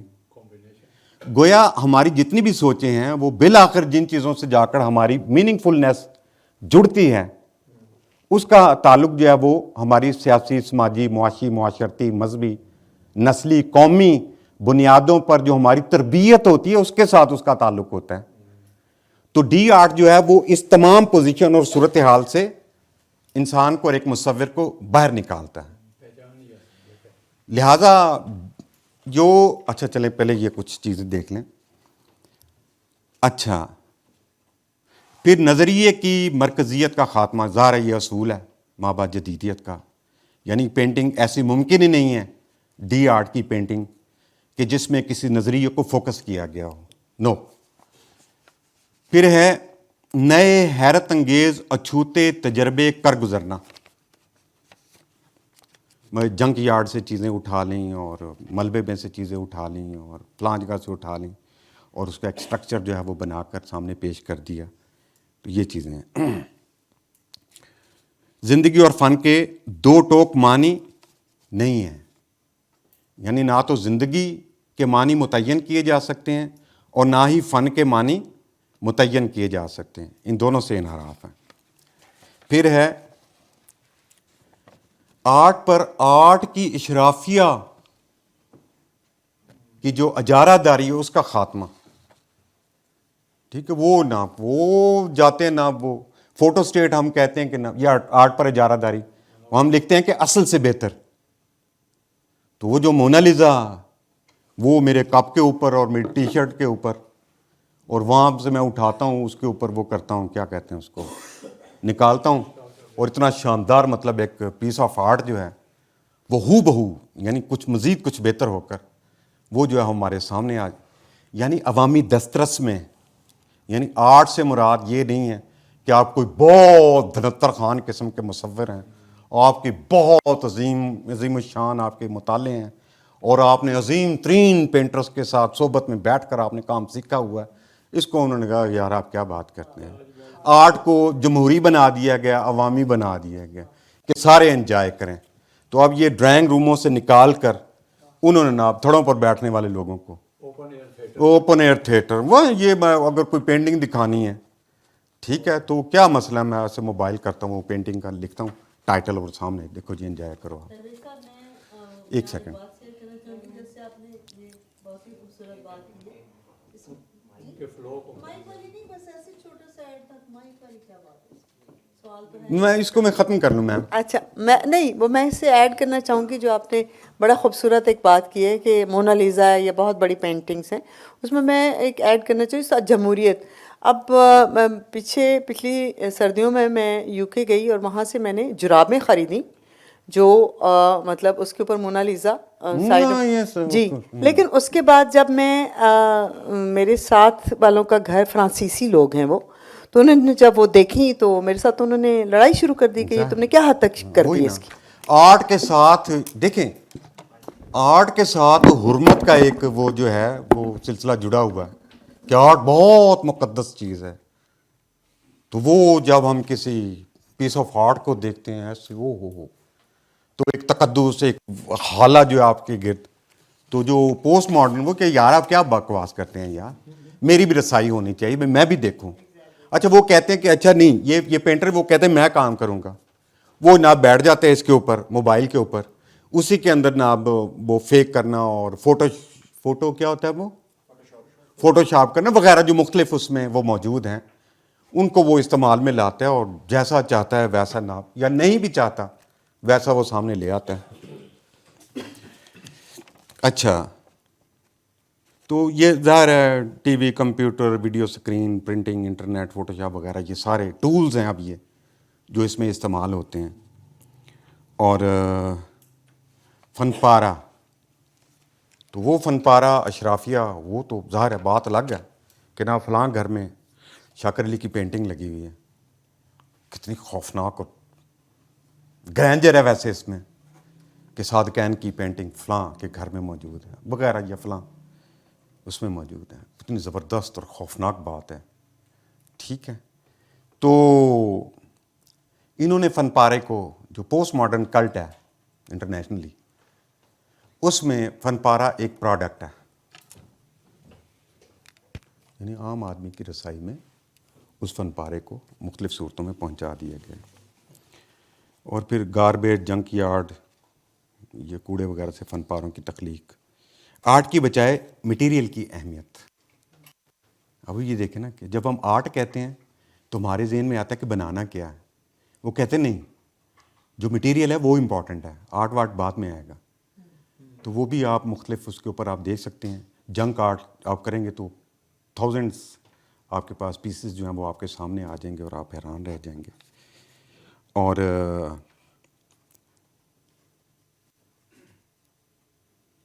آرٹ کی بجائے مٹیریل کی اہمیت.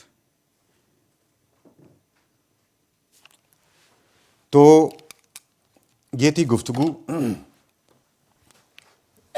جو آپ کے سامنے پیش کی گئی. تو اس حوالے سے اگر آپ کے کچھ سوالات ہیں تو میں حاضر ہوں.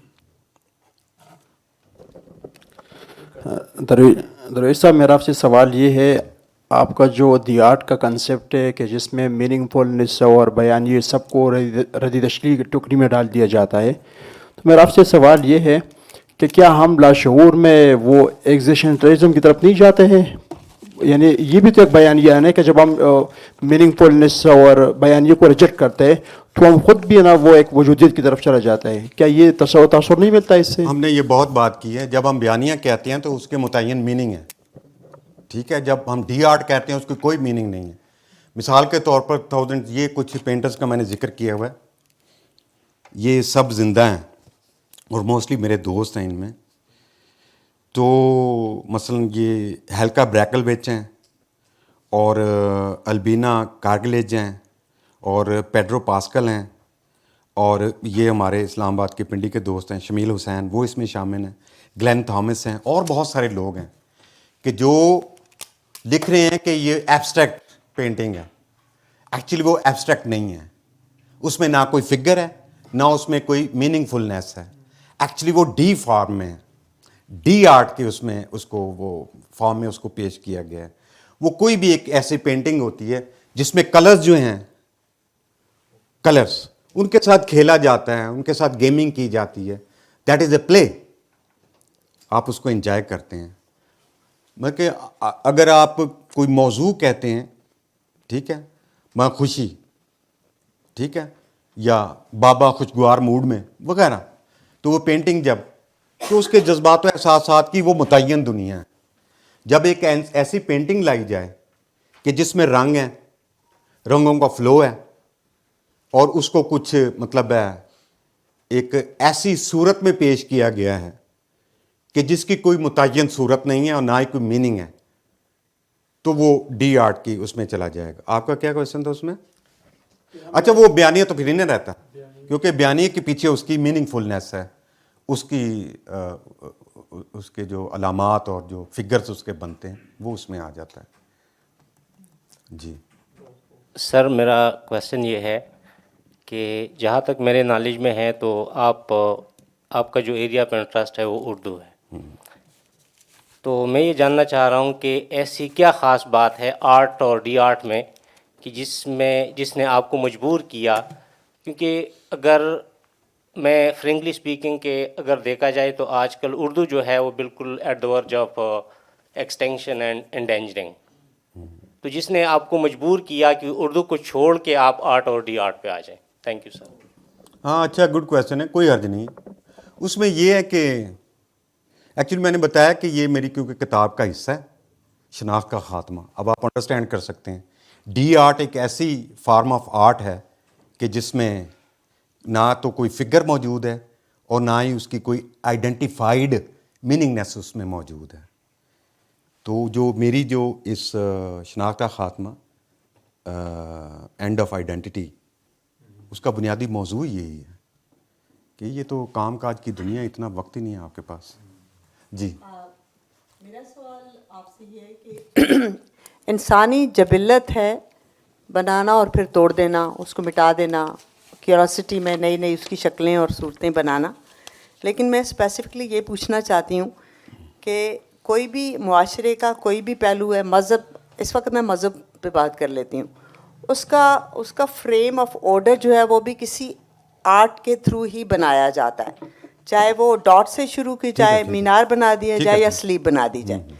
جب تمام مذاہب میں تمام دنیا کے تمام انسانوں نے ہر چیز کا امپیکٹ آرٹ سے ہی لیا، اور صدیوں گزرنے کے بعد، 2 صدیاں یا 3 صدیاں گزرنے کے بعد، کیا یہ وہی حضرت انسان کے دماغ کی وہ کوراسٹی یا خلل ہے جو اس کو ڈی آرٹ کی طرف لے جا رہا ہے، یا وہ کوئی نئے امکانات ڈھونڈ رہا ہے؟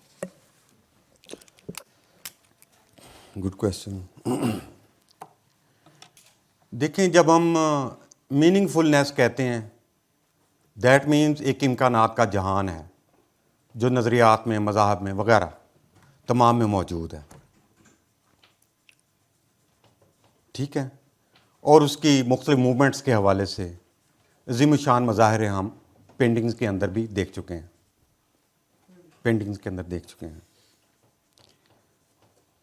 یہ کویشچن کیا تھا آخر میں، کیا کہا آپ نے؟ میرا نٹ شیل یہ ہے جی کہ جو کچھ بھی ہمارا انسانی برین جو ہے وہ ایک آرٹ کے ذریعے ہی ایک بچے کا، میں پھر سے کہہ دیتی ہوں کہ ایک انسانی دماغ، کوئی بھی کالا چٹا انگریز، ٹھیک ہے، اس کو کسی آرٹ فارم سے ہی شروع کیا جاتا ہے. ڈاٹ سے شروع کریں یا آپ لائن سے شروع کریں، تو وہ اس سارے کو حضرت انسان جہاں کہیں ہے، جس شکل میں، جس مذہب یا رنگ یا نسل سے، وہ اسی کو لے کے چلتا ہے. اس میں پھر میں نے آپ سے عرض کیا تھا کہ مذہب کو چلو کہہ لیتے ہیں کیوبک، ویسے کیوبک ہے وہ خانہ کعبہ بھی ہے، کچھ اور بھی. اب اسی پہ حضرت انسان چلتا آ رہا ہے. میں اس سے دور کی بات نہیں، 1400 سال یا 4000 سال پہلے چل تو وہیں سے رہا ہے نا، غار سے بھی لے کے. اب اتنی اس ہزاروں سال، 11-12 ہزار سال سے آرٹ ایک ایسی فارم تھی جس سے حضرت انسان نے بہت کچھ سیکھا، میرا خیال ہے. تو آگے اب یہ جو ڈی آرٹ کی طرف ایک قدم ہے حضرت انسان کا، کیا وہ کئی امکانات ڈھونڈنا چاہ رہا ہے، سیٹسفائیڈ نہیں ہے، یا کچھ خود سے بنانا چاہتا ہے جس سے وہ یہ ثابت کرنا چاہتا ہے کہ اس کائنات کی اصل طاقت وہ خود ہے؟ شاباش، گریٹ. جواب آپ نے خود ہی دے دیا کہ بھی ہاں، کہ مختلف نوع کے جو بیانیے تھے، ٹھیک ہے، فنون لطیفہ میں بالخصوص فن مصوری میں، ان سے جس حد تک کام لیا جا سکتا تھا وہ لیا جا چکا، دیٹس آل. اب نیکسٹ کیا ہے؟ وہ فگر ہو گیا. فگر کو آپ نے انتہائی وہ مینار میں یا گنبد میں یا کسی دیوار میں یا کسی پینٹنگ میں یا کسی بھی اس میں فارم میں، شیپ میں آپ نے وہ کر دیا. اینڈ نو واٹ، اب آگے کیا کرنا ہے؟ یعنی ہم کہتے ہیں کہ اب فگر نہیں ہونا چاہیے. ٹھیک ہے، یہ انسان سوچتا ہے نا کہ فگر نہ ہو تو پھر کیا امکانات ہیں. کوئی چیز جو ہے، کوئی پینٹنگ، اس میں وہ میننگ فل نہ ہو، دیکھتے ہیں اس میں کیا امکان ہے. تو جب ہم ان پینٹنگز کو دیکھتے ہیں تو ہم انجوائے کرتے ہیں. اس کا نام میں نے پیور آرٹ رکھا ہے. یہ جو ہے، ایک تو ہے نا art for the sake of art, D art کو میں نے پیور آرٹ کہا ہے. یعنی یہ کسی کی نقالی نہیں ہے، اور نہ ہی یہ اس کا فہم جو ہے وہ کسی نظریے، سوچ اور خیال سے لیا گیا ہے. یہ art in it self art ہے. اس آرٹ کو, یہ وہ آرٹ ہے جس کو آپ اپنی سماجی زبان میں بیان نہیں کر سکتے کہ اس میں مصور نے یہ بیان کرنے کی کوشش کی ہے, یہ دکھانے کی کوشش کی ہے. آپ صرف اس پینٹنگ کو, اس پیس آف آرٹ کو آپ دیکھتے ہیں اور انجوائے کرتے ہیں. اس کے لیے کیونکہ ہماری ٹریننگ نہیں ہے, ہماری تربیت نہیں ہے, اس لیے ہم منہ کھول کر کہتے ہیں دس از نان سینس. کہا گیا ہے دس از نان سینس, یہ فضول ہے, یہ بکواس ہے, یہ کچھ بھی نہیں, یہ کہا گیا ہے. وہ تو جو میں کہتا ہوں art in it self, art یعنی وہ جو کسی کی نقالی نہیں ہے, اس کا جوہر جو ہے وہ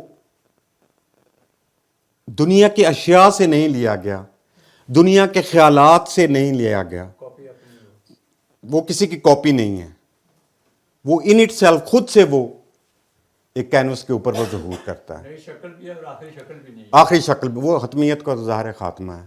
جی بہت شکریہ ڈاکٹر صاحب, آپ نے بڑا اچھا لیکچر دیا, زبردست سیشن جا رہا ہے. آپ نے اپنے اس لیکچر جس کا عنوان from art to de art, اس میں فوکس کیا ہے زیادہ تر پینٹنگز کو, مصوری کو.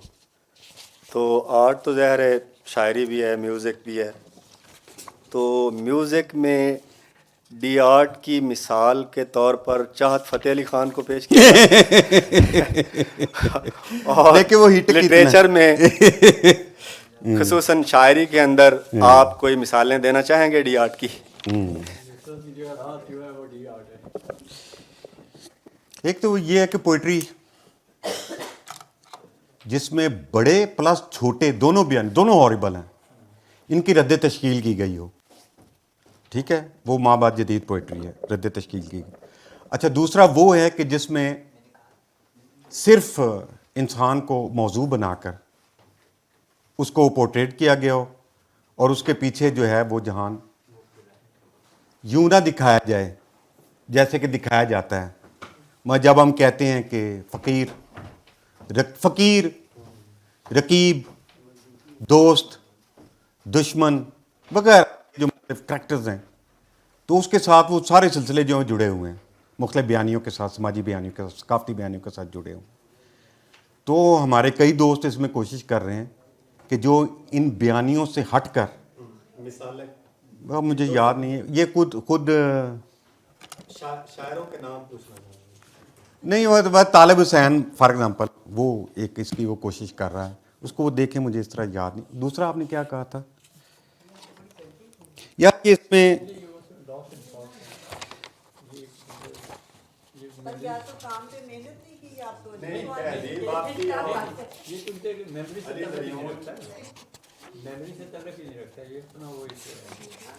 نہیں ایسا نہیں ہے کہ انسان جو ہے, مطلب میں کھڑا ہوں یا آپ لوگ بیٹھے ہوئے ہیں, تو ایک تہذیبی ڈیولپمنٹ اور ثقافتی اس سے تمام سے ہم گزرے ہوئے ہیں. ہم یہ کہہ رہے ہیں کہ ایک سٹیپ رک کر اس کے اوپر غور و فکر کر لیں. اس نے ہمیں بہت کچھ دیا ہے, اس نے ہمیں بہت کچھ دیا ہے, اور جتنا میکسیمم دے چکا تھا دے چکا, دیٹس آل. آگے کیا کرنا ہے؟ تو جو پوسٹ ماڈرن کنڈیشن یا وہ صورتحال ہے وہ ہمیں بتاتی ہے کہ کیا ہو چکا ہے اور کیا کیا جا سکتا ہے. وہ کہتے ہیں کہ مذہب نے اتنا کچھ نہیں دیا جتنا ہم آپ مذہب کو دے رہے ہیں. سوال ختم ہو گئے تو میرا سوال بھی ہو جائے. جی پلیز پلیز. سر میرا کویشچن یہ ہے سر کہ آرٹ جو ہے وہ لیونگ تھنگ اور نان لیونگ تھنگ کو اگر ہم علیحدہ علیحدہ کریں تو جس طرح ہمارے ہاں تو لیونگ تھنگ کے اوپر آرٹ بنایا ہی نہیں جا سکتا نا, تو اس نے بھی ڈی آرٹ کی طرف ایک قدم سفر کیا ہے. ایک سوال. دوسرا سوال یہ ہے کہ امپریشن اور ایڈورٹائزمنٹ کا سیم چیز ہے. جب امپریشن کا دور آیا تو یہ ایڈورٹائزمنٹ بھی اس کے ساتھ ہی چلے گا. بالکل. اچھا تیسری بات یہ ہے سر کہ آپ نے کہا ہے کہ دور مذہب, قدامت, رومانیت, حقیقت پسندی, امپریشن, کلاسیکل, ڈی کلاسیکل, اس طرح کی بات آپ نے کی ہے نا, یہ ساری کی ساری باتیں مجھے اس سائڈ کی لگ رہی ہے, مغرب کی نا.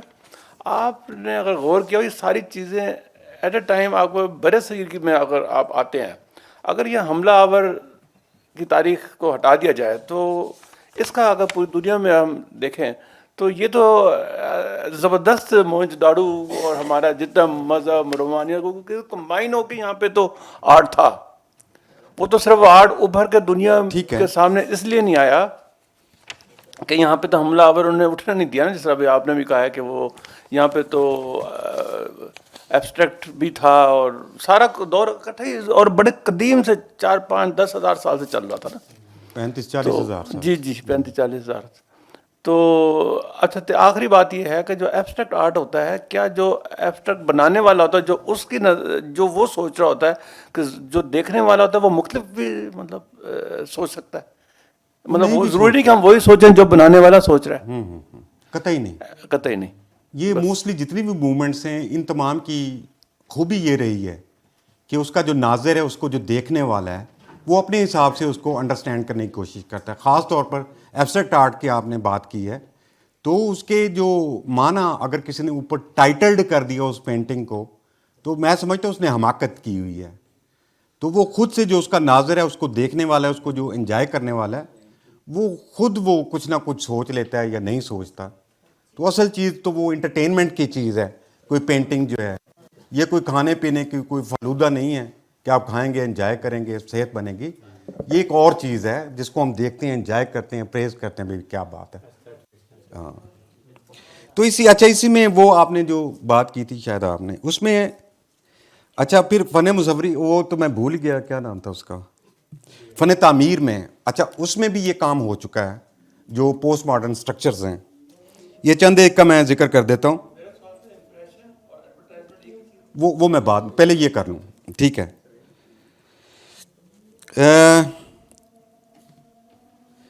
عمارت سازی میں پوسٹ ماڈرن آرکیٹیکچر کو سمجھنے کے لیے کوپن ہیگن کی عمارت دا بلو پلینٹ, شاید آپ نے دیکھا ہو, دا بلو پلینٹ, سیاٹل کی سینٹرل لائبریری, باکو, اس کی ہیڈر الیف کلچرل سینٹر باکو کا, کلچرل سینٹر لکھیں گے سامنے وہ آ جائے گا, اور قطر کا نیشنل میوزیم, پیرس کا دا فاؤنڈیشن سینٹر, اور نیو یارک کا دا کوپر یونین. ان عمارات کو آپ دیکھیں, ان عمارات کو دیکھ کر آپ یہ نہیں کہہ سکتے کہ یہ فلاں سٹرکچر ہے. یہ اسلامک دور کا ہے, یہ قرون اولیٰ کا ہے, وسطیٰ کا ہے. اس کی شیپ, اس کی کرافٹ, اس کی ڈیزائن ان ناؤن ہے, ان سین ہے, اس کے کوئی آپ میننگ متعین نہیں کر سکتے. ہیوج سٹرکچرز ہیں. جی جی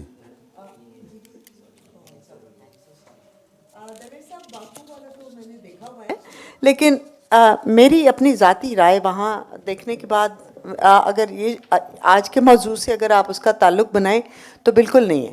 کیونکہ جب وہاں پہ درویش صاحب کھڑے ہوتا ہے نا انسان, تو اس کے ریفرنس بالکل نظر آنے لگ پڑتے ہیں. وہ آپ آرٹ کا نمونہ, مے بی ٹو مائی پور سائٹ, شاید میری نظر میں اتنی وسعت نہیں تھی, لیکن جب وہاں آپ کھڑے ہوتے ہیں میں اس کا کونا کونا دیکھ چکی ہوں, لیکن آپ کو اس کا ریفرنس ضرور نظر آتا ہے کہ یہاں سے, یا یہ یہاں سے لیا گیا, یا یہ یہاں سے لیا گیا. اس سٹرکچر کا اب مجھے بھی یاد آ رہا ہے, اس سٹرکچر کا جو اس کو دیکھنے والا ہے پرابلم اس کا ہے. اچھا, یعنی اس سٹرکچر کے اندر اس چیز کا اہتمام نہیں ہے کہ وہ کچھ نہ کچھ ریفرنسز آئیں. جی, ریفرنسز ہمارے پاس موجود ہیں, رائٹ. ہم خود ان کو دیکھ کر کچھ متعین کرنے کی کوشش کر رہے ہوتے ہیں, لیکن وہ کیونکہ خود ایک پوسٹ ماڈرن سٹرکچر ہے, لہٰذا اس کے اندر اس قسم کی کوئی بھی صورتحال جو میننگ فل بنتی ہو اس حوالے سے کہ بھائی یہ چیز یوں ہوتی ہے, یہ دیوار یوں ہوتی ہے, یہ فلاں چیز یوں ہوتی ہے وغیرہ. نو, وہ جو آپ نے کہا تھا امپریشن اور ایکسپریشن, ایڈورٹائزمنٹ ظاہر ہے یہ پوسٹ ماڈرن دنیا کا ہمارا ایک زبردست حصہ ہے. جی جی جی, اشتہار اسی کا حصہ نا, یہ بھی پوسٹ ماڈرن جو ورڈ ہے اس کے اندر, کیونکہ آپ رجوع نہیں کرتے جب تک کہ اس کے بارے میں کوئی اشتہار جو آپ کو ہانٹ نہ کرتا ہو, اور آپ میں ضروریات کے حصول کا جو ہے ہی نہیں, آپ کی ضروریات کے حصول کی تمہ وہ آپ کے اندر نہ پیدا کر دے. تو اشتہار بھی ظاہر ہے پوسٹ ماڈرن ورلڈ کا ایک حصہ ہے, لازم ہے. جی بھائی. سر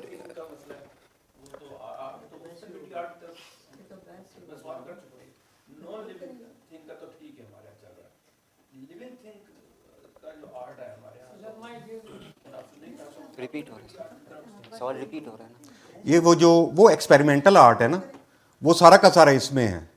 مطلب ایک آہستہ سا پنکھا چلایا جاتا ہے, اس کے پیچھے کوئی چیز رکھی جاتی ہے, اس کے پیچھے کوئی اور چیز رکھی جاتی ہے, اوپر لائٹ اینڈ شیڈ ایسی دی جاتی ہے, سامنے ایک جو ہے وہ بھیڑیا وہ منہ پھاڑے کھڑا ہوتا ہے. یہ ایکسپیریمنٹل آرٹ یہ بھی اسی کا حصہ ہے. وہ جیسے میں نے بتایا کہ ماوا جدیدیت میں آپ کوئی بھی ایکسپیریمنٹ کر سکتے ہیں. آپ کرسی اور میز کو توڑ کر اور اس کے اوپر ایسے سے کر کے آپ کچھ بھی بنا سکتے ہیں. اس کو جناب آپ میڈیا نیٹ پر آپ دیکھ سکتے ہیں. تو لاکھوں لوگ ہیں جو اس کو دیکھیں گے وہ حیران ہوں گے. گڈ سر بہت مزیدار سیشن. آپ نے جو ہسٹری کو کور کیا وہ بہت انٹرسٹنگ تھا, خاص کر کے میرے لیے. میں یہ پوچھنا چاہ رہا تھا کہ آپ اے آئی کا جو آرٹ ہے اس کو کس کیٹیگری میں رکھیں گے؟ کیا وہ ڈی آرٹ کی کیٹیگری میں آئے گا یا آرٹ کی کیٹیگری میں؟ بہت اچھا کیا. ہماری اے آئی کا میٹیریل وہ ہے جو ہزاروں سالوں میں ہم نے سیکھا, وہ ہمارے فیڈ بیک میں ہے. ٹھیک ہے, لہٰذا اے آئی وہی کچھ نکال کر آپ کو دکھائے گا جو کہ آپ آلریڈی دیکھ چکے ہیں, بنا چکے ہیں, سن چکے ہیں, اسی کو توڑ موڑ کر. لہٰذا جو اے آئی سے جس دنیا کا ظہور ہوگا وہ پوسٹ ماڈرن ورلڈ نہیں ہوگی, وہ آپ کی جو ورلڈ ہوگی وہ یہ جدید دنیا ہے جو پیچھے جو گزر چکی ہے 1950 سے پہلے کی, وہ اسی دنیا کے اور اس کے بعد جتنی بھی ہیومن ڈیولپمنٹ ہوئی ہے, جتنی بھی علوم میں, وہ سارا کا سارا اس کے فیڈ بیک میں کیونکہ موجود ہے انٹرنیٹ کے. لہٰذا جب ہم کوئی کویشچن پٹ کرتے ہیں تو وہ جو بنے بنائے ساختے ہیں یا سانچے ہیں انہی میں سے وہ ایکسٹریکٹ کر کے آپ کے نب سامنے لے آئے گا. لہٰذا جو پوسٹ ماڈرن ورلڈ ہے وہ اے آئی سے آگے سوچنے والی ورلڈ ہے. بہت مناسب, بہت خوبصورت. Thank you. اور جو آپ نے ڈی آرٹ کو پیور آرٹ کہا, تو ایک کوشچن یہ بھی ہے کہ جو اوریجنلٹی ہے یہ ایک متھ ہے. ہم کچھ ایسا سوچ نہیں سکتے جو ہم نے دیکھا نہ ہو, کسی اور نے نہ سوچا ہو. کچھ ایسا ویژول نہیں کر سکتے جو کہیں ایگزسٹ نہ کرتا ہو, یا مکسچر آف دو چار چیزوں کا وہ ہو سکتا ہے مکسچر. جیسے کچھ پرانے آرٹ میں بھی آپ دیکھتے ہیں کہ انسان کا سر ہے اور پیچھے گھوڑے کی دھڑ لگی ہے, اس طرح کی چیزیں, یعنی کہ وہ دیکھی ہوئی چیزوں سے ہی نئی چیزیں. تو یہ پیور آرٹ مجھے کچھ خاص سمجھ نہیں, اگر تھوڑی سی اگر آپ اس کی ہاں شاباش, بہت اچھا کیا آپ نے پوچھ لیا. وضاحت کریں. شکریہ. اس کو ڈی آرٹ کو میں نے پیور آرٹ اس لیے کہا ہے کہ اس حوالے سے جو پینٹنگز ہمارے سامنے ہوتی ہیں, ٹھیک ہے, وہ نمبر ایک اس میں کوئی میننگ فلنیس نہیں ہوتی. ٹھیک ہے. اچھا, جو آرٹ ہے وہ ظاہر نقل ہے, اشیاء کی, مظاہر کی, چیزوں کی, خیال کی, نظریے کی, تخیل کی نقل ہے جس کو ڈپکٹ کرتا ہے اپنی پینٹنگ میں. پیور آرٹ میں یہ سارا میٹیریل ہے ہی نہیں. پیور آرٹ میں آپ برش لیتے ہیں اور آپ کیا سمجھتے ہیں کہ یوں ہونا چاہیے, جو یوں ہونا چاہیے بس آپ اس سے کر گزرتے ہیں, لیکن آپ سینسز میں ہوتے ہیں. یہ پاگل کا, یہ جنونی کا کام نہیں ہے. یعنی کون سی ایسی صورتحال یا کنڈیشن ہے جو اس پینٹنگ کے اندر, اس آرٹ کے اندر آپ پیش کر سکتے ہیں, وہ آپ پیش کر دیتے ہیں. تو پیور آرٹ وہی ہے جو آرٹ ود ان آرٹ ہو, یعنی وہ کسی کی اخذ شدہ, نقل شدہ, طے شدہ, متعین شدہ, نہ میننگ کے حوالے سے ہو نہ فگرز کے حوالے سے ہو. یہ نان فگریٹو ہے اور میننگ لیس ہے. یہ خود سے ایک پیس آف آرٹ, آپ اس کو انجوائے کرتے ہیں. اب آپ دیکھیں گے, یہ کچھ نام بھی میں نے لیے ہیں, آپ دیکھیں گے آپ انجوائے کریں گے. لیکن فرق میں نے بتایا کہ ڈی آرٹ میں نے اس لیے وضع کیا ٹرم, کیونکہ وہ جو ایبسٹریکٹ اگر کوئی لکھتا ہے تو وہ ایبسٹریکٹ ایز سچ ہے نہیں ہے. یعنی خود پینٹرز کو اس بات کا علم نہیں. اس کے اوپر ٹھٹا لگایا جا سکتا ہے کہ ڈاکٹر صاحب آپ کیا بکواس کر رہے ہیں, جو دنیا کے عظیم ترین پینٹرز ہیں ان کو پتہ نہیں ہے. تو میں کہہ رہا ہوں کہ نہیں, ان کو نہیں پتہ. ڈی آرٹ وہی ہے کہ جس میں ایک ایسی صورتحال یا ایک پوزیشن یا ایک اس کا فریم یا اس کا ڈیزائن یا اس کی ترتیب کچھ ایسی بنائی گئی ہے जिसकी कोई नकल मौजूद नहीं है, जिसकी कोई असल मौजूद नहीं है, इसलिए मैंने इसको प्योर आर्ट कहा। अच्छा, आर्ट में जो एब्स्ट्रैक्ट है वो फ़र्ज़ करें कि एक पेंटिंग है और उसके हम किसी एक छोटे से हिस्से को जूम आउट करते हैं तो वो एक एब्स्ट्रैक्ट शेप हमारे सामने आती है, उस तरह से एक एब्स्ट्रैक्ट आर्ट बनता है। डी आर्ट के एलिमेंट्स क्या है, यानी कि आर्ट की जब हम बात करते हैं तो उसका कंपोजिशन है, उसके अंदर लाइट है, लाइन है, डॉट है, ये सारी चीज़ें मिल के एक कंपोजिशन तैयार होती है और फिर वो एक ख़्याल से एक्सपेरिमेंट होता होता एक चीज़ यानी कि फ़ाइनल प्रोडक्ट तक एक पूरा एग्जीक्यूशन का प्रोसेस है जिससे गुजर के एक फ़ाइनल पेंटिंग हमारे सामने आती है। डी आर्ट के एलिमेंट्स क्या होंगे कि जिनसे हम, अगर वही एलिमेंट्स है जो आर्ट के हैं तो डी आर्ट फिर अलग क्यों हुआ? ये वो मैं आपसे यही अर्ज कर रहा हूँ ना कि हमारी जो अभी तक की जो तरबियत है टुवर्ड्स आर्ट वो यही है कि उसमें कोई ना कोई चीज़ होनी चाहिए, किसी न किसी चीज़ की निशानदेही होनी चाहिए। अच्छा, अब एक पेंटिंग ऐसी है कि जिसमें किसी न किसी चीज़ की निशानदेही बिल्कुल नहीं है, जिसमें कोई ना कोई फिगर जो है वो खुद से कोई आप एज्यूम करने लग गया वो मौजूद नहीं है, लेकिन वो पेंटिंग है। तो उसमें जैसे आपने वो मिसाल दी, इसमें यह है कि भी जो पेंटर है वो जो करना चाहता है वो अपने आप को उसने टोटली अलहदा कि वो फिगर बनाने की कोशिश नहीं करेगा, वो उसमें मीनिंगफुलनेस भरने की कोशिश नहीं करेगा। इसके बाद जो वो करेगा वो डी आर्ट का काम है, वो प्ले करेगा, खेल है, ये गेमिंग है। और उसमें किसमें ये फ्यूजन जो है वो इसी की किस्म की एक कोशिश है, लेकिन क्योंकि उसमें एक तरतीब और एक ख़ास वो है, लिहाजा वो उसको आप जदीद म्यूज़िक तो कह सकते हैं फ्यूजन को। लिहाजा म्यूज़िक में तो मेरे ख्याल में तजर्बा मुमकिन नहीं, या शायद कभी हो जाए ऐसा। थैंक यू, शुक्रिया।